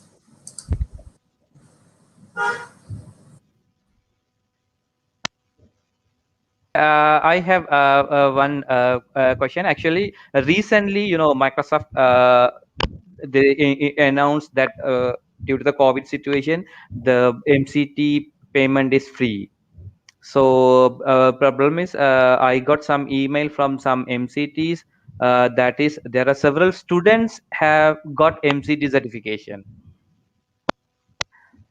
So I think we want to prevent or we want to revoke that one. Actually, I'm normally I plan to do one session for others. Actually, as a student, actually, it is not good for them. Actually, they way off for MCTs. But and they said I got one email from one person. He said, I am teaching Microsoft syllabus. At the same time, my students have MCT certification, and they said, "Hey, we have certification or something," and they said, "Hey, we got freely." Then he said, "Hey, this is very bad thing. You should ask them or something." Then I said, "Okay, no worries. We'll discuss it." Actually, it is not a misusable because MCT is a very, very, very big certification for us because we are delivering more session. So that's why, yes, I got some drawbacks and some bad feedbacks from some trainers. Either actually we need to prevent that one also. That's a good point. The chicken or the egg type thing. Like to become a trainer, you need to pass an exam, and then you need to either take a certification skill course, or you need to bring those skills to a Microsoft certified trainer application. But how do you maintain that, or how do you get the skills? That's the issue I had when back in 2000 I was looking at the MCT. I knew that was a goal of mine, but I didn't have the course or the experience as a formal trainer for at least a year. And I ended up working at a company that did training. So I negotiated with them. If you pay for my Microsoft certified trainer, train the trainer course, maybe we talk about me teaching for you at a guaranteed rate, or those types of things. And it opened the door not only to get my certified trainer, but then for full-time employment for 5 years. And with that, the rest kind of followed with Microsoft connections and full-time employment offer, that type of thing. I've worked for a number of Microsoft partners, either as full-time or contract. And that's how you do it. You start with either getting the certification and then looking at, if you already have the experience, just apply for becoming a certified trainer. But you need those first two steps to become a certified trainer. It's a little easier than the MVP program. That's more just giving back, and then like Heather said, having somebody nominate you either at Microsoft or a current MVP. And it's award, not an earned credential type thing. I think Harshana have one question. Yes, you can ask your question. Yeah, I have the one question to Heather. Can you explain about the Microsoft, the Women Tech? The Women in Tech, is that what? Yeah. So there's different initiatives. So the one that I was mentioning is Women in Teams Community. So if you look that up online, you should be able to find, and I was looking for the link for you, you should be able to find a link to the forum to just fill out that you'd like to join that. And then they would add you to the community tenant, the Microsoft community tenant, where they have a team where you can kind of go and introduce yourself to everybody. And we've got different channels to share different stuff. And we have the monthly meetings. So it's great. In the monthly meeting, they bring in different guest speakers. Like this past month, they had different men that are involved. Some of them were MCTs, some are MVPs, and some are other community members. They came in and they talked about how they are helping to support women in technology through different initiatives, like whether it's an organization that helps girls that are in middle school, like, how do they get involved in technology? So they had different allies coming in and speaking about those topics. So it's a really great group where each month there's something different, and they have a list of all the different events each month too, for you to kind of know what's coming up that you can participate in or apply to speak if you're interested in doing something like that. So it's a really supportive group that only started, I think, about 2 or 3 months ago. So it's really new, but we already have quite a few members in there. And I really think it's a great opportunity. There are some other diversity and inclusion or inclusive types of groups that are through Microsoft also. And you can usually find a track for that at some of the events like Microsoft Ignite. And that's a good way to find like where those communities are hosted and get more involved with those if you want as well. I hope that helps answer your question. Thank you. So do you have any other question? This is the chance and time to ask the questions to Heather. Or to Dan as well. Yeah. I want to know from Dan. Dan, is that really the background in your office, or is that a green screen background? Where is that from? Yeah. That's a green screen from my favorite television show. Does anybody recognize it? No. This is the IT Crowd. It's a British BBC show.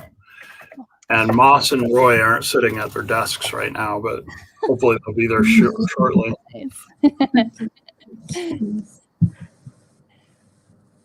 But I'm going to see if I can log into the Teams tenant for the community. Is that the same tenant? Do you know? I'm in the community thing. I was just looking for the link to be able to sign up if they wanted to join that group. But I'm not finding it. So I'll share it when I do find it, and Vicar Sharwani can post it out later, unless you found the form link, Dan. And Amar, thank you for joining the session. Actually, we plan to start the session. Sure. Thanks for inviting. Yeah. Nice to connect. Thank you. Take care, all of you. Bye-bye. Yeah. Bye. Yeah. Yes, now I'm going to add our Stephen. Hi, Stephen. Hello. Hi, how's everyone? Yeah, we are fine. Oh, am I presenting live right now? Yeah. Oh, sorry about that. Hi, everyone. I just want to say hi and thank you for inviting me to speak during this the Sri Lanka MCT Summit. My name is Stephanie Jasmine, and I am the program manager for the MCT program. I'm so excited to be speaking to you all today. As a member of the Worldwide Learning Team, it has been a phenomenal pleasure to watch how we've been innovating and working hard behind the scenes to improve and innovate and develop seamless learning experiences that will improve the quality of the training experience for both the trainers and learners alike. After joining Microsoft about 4 months ago, I am so proud to be part of the MCT community, whose mission is centered around learning, skilling, and providing pathways of opportunity to both the members within and the community of learners that it serves. 2020 has been very difficult for many of us, and many have struggled with a variety of issues and many within this very community struggled with strains that were put on their health, families, as well as income. And Microsoft has been working tirelessly to try to strive to both empower and support the learning community. And we've been developing a series of initiatives to ensure equitable access to community learning as well as certifications. And although we're starting to see better days, hopefully, Microsoft will stand by and continue to open pathways for the community of learners and instructors who seek to deliver certifications. I am really, really excited to see where innovation and the progress that Microsoft is working towards to better the learning and also the tech ecospace. For those seeking opportunities to learn, I encourage you to get certified. And for those of you whom are on the front lines delivering trainings, I thank you so much for your service to both this community as well as the community of learners that really rely on your technical skills, your knowledge of the training environments, and for all of the hard work that you've delivered on a daily basis. I thank you all for allowing me to jump in and speak, and I hope that I can continue to come in and share progress and hear the new developments within the community. So I thank you all, and yeah, have a great rest of your day.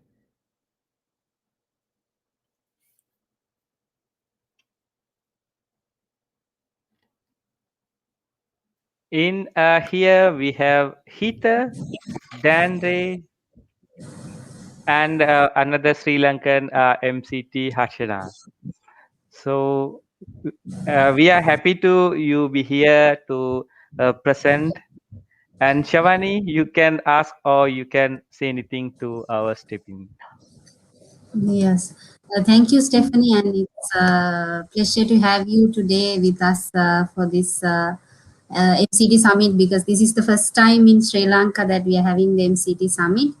And thank you for accepting our invitation and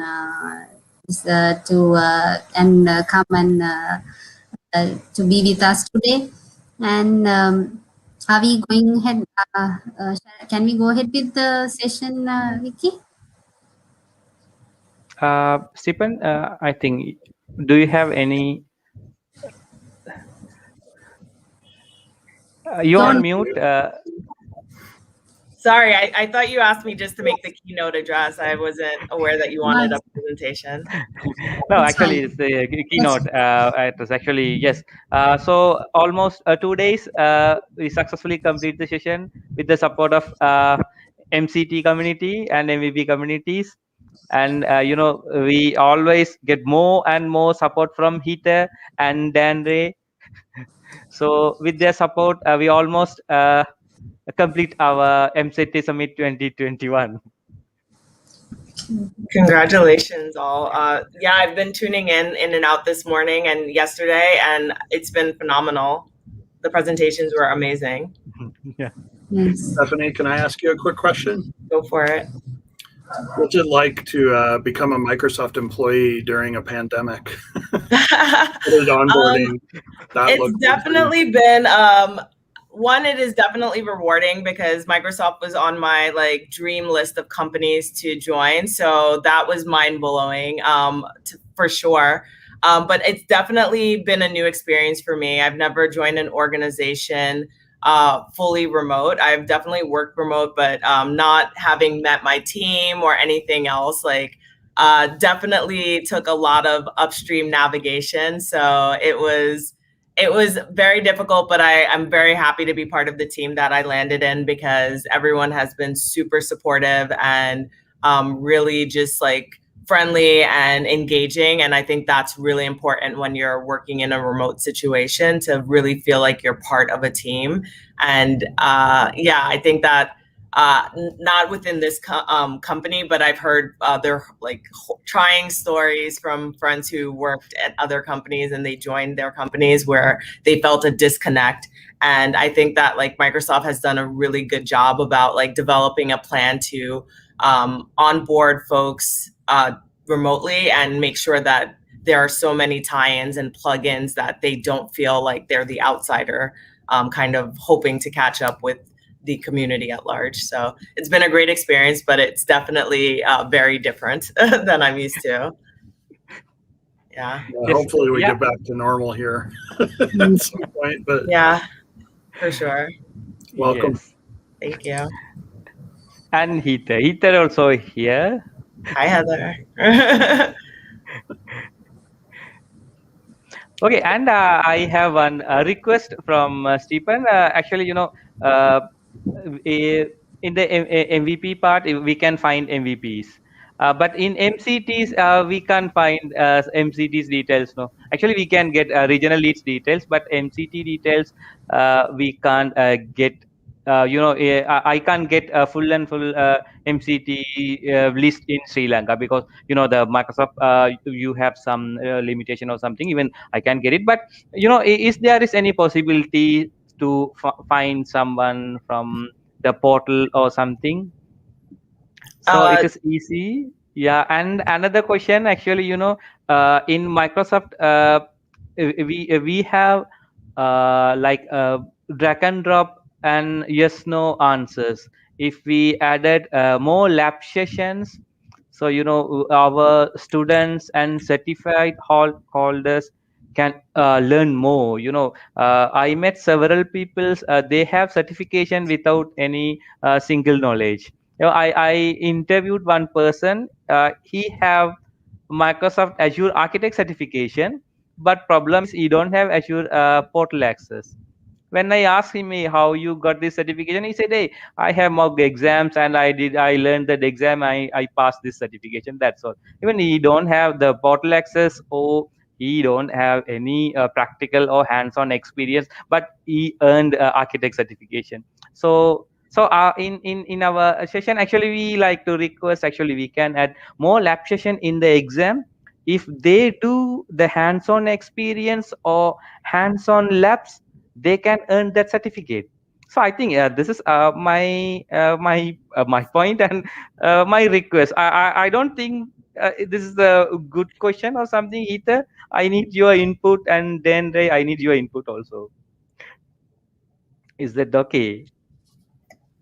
I used to hear things like that, Vic, but I haven't so much lately. But it could just be something more localized, or maybe I'm not sure. But I think what you're saying is that they need to prove the hands-on portion of it instead of maybe memorizing information, is what it sounds like. Or no, if actually in the Microsoft certification, we don't have any lab questions. No. So if we add the lab questions, so if I don't have any hands-on experience or any exposure, I can't pass the exam. Right. So if I want to earn that certification, I want to do some lab session. So then only I can earn that certification. But and at this point, we don't have that kind of scenario. But earlier in Microsoft Azure, we have that lab session. But nowadays, we can't find that lab session.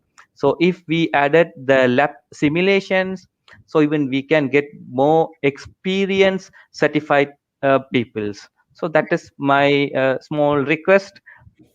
So is that okay, or I need your input and then I think what you're saying is that it needs to be like they're performing the tasks within the exam to Yes. demonstrate that they have that knowledge, instead of it being put these things in the right order that they would happen, or where on the screen would you do that, or those kinds of things, or multiple choice type questions. I think that that's what you're saying. Yeah. So and in some of the exams, for any of you that are potentially going to take the Microsoft Office Specialist exams, that is how it is. So some exams are still like that, where it drops you into Microsoft Word with a document that's already in progress, and it gives you these 3 things that you have to do, like whether that's changing the margins or doing something with the formatting or whatever else it might be, and then it moves you on to the next thing, and it's timed, and you only have so much time. So I think what you're saying, Vic, is that the Azure exam used to have something like that, and now it doesn't. Okay. Yeah. I hope that helps, Stephanie. Well, I know that we are developing more lab sessions. I think our team is expanding rapidly, and we are working with a host of developers to really expand and ensure that we are both delivering quality training experience as well as different experiences for the learners to have more real life or more technically based trainings.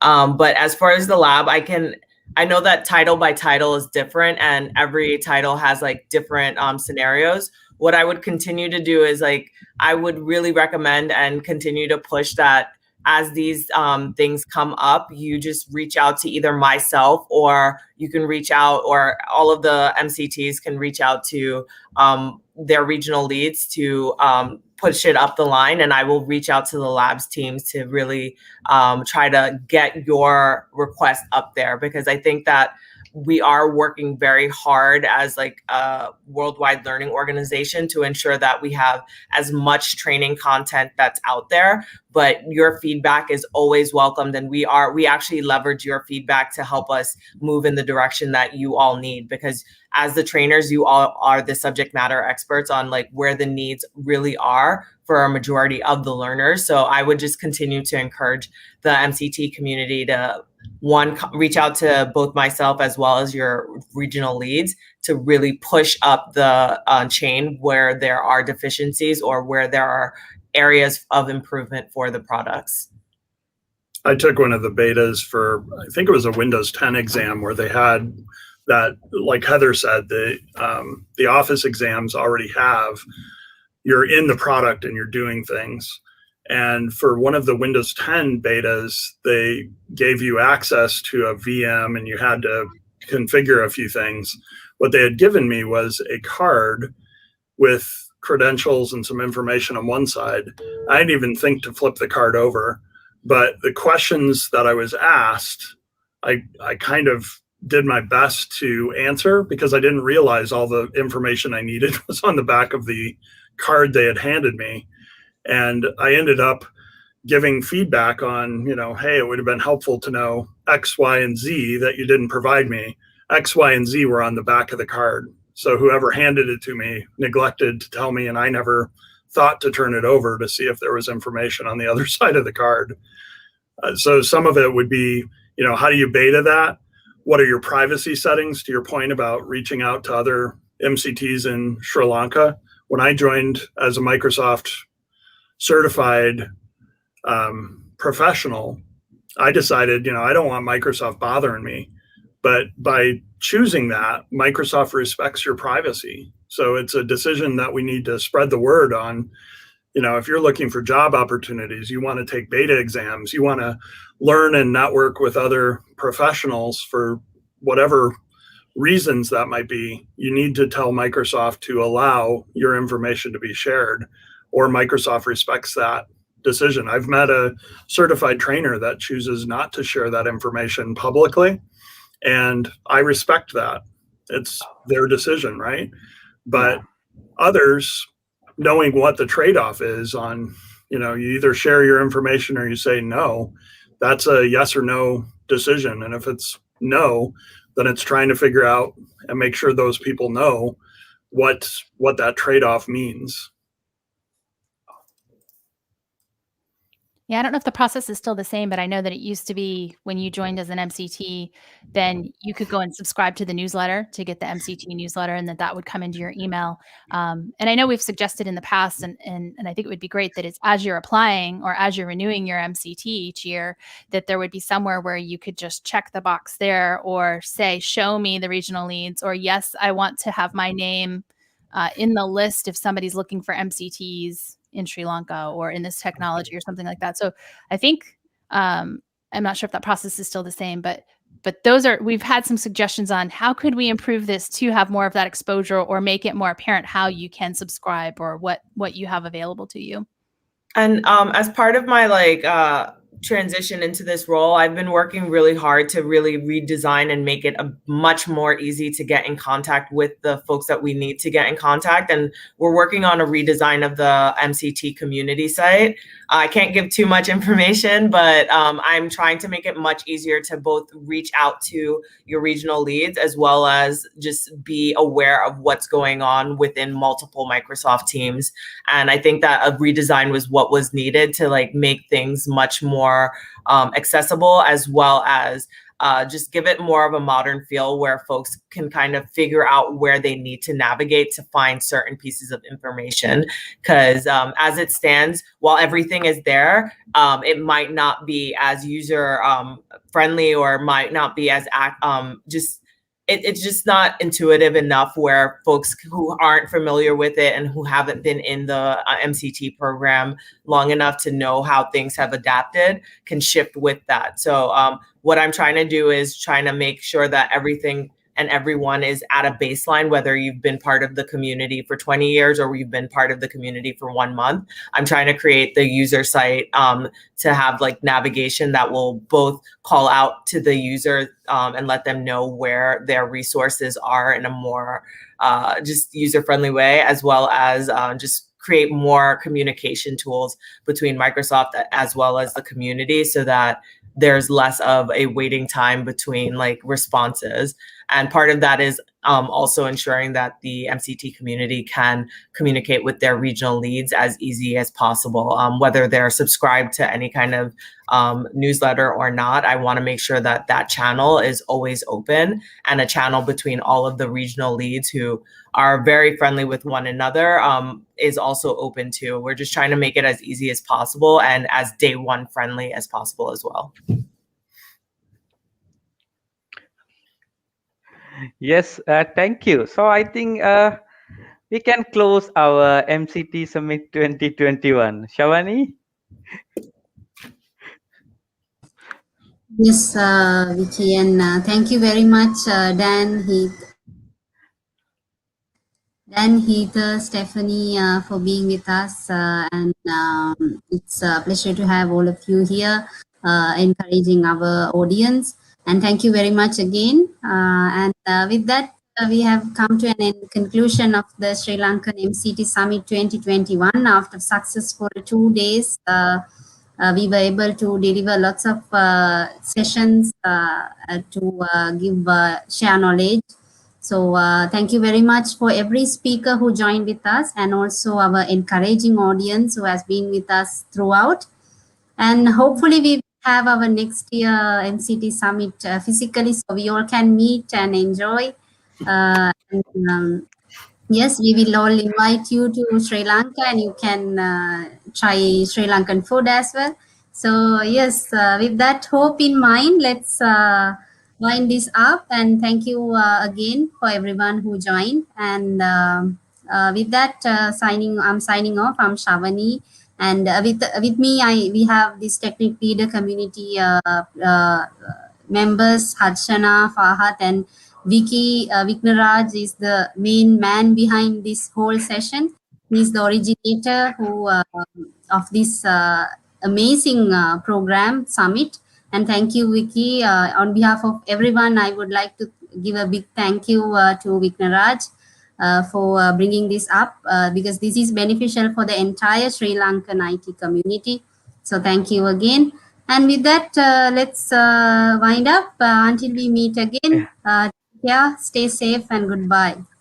Yes, thank you for everyone. Thank you. Bye. Thank you. Bye.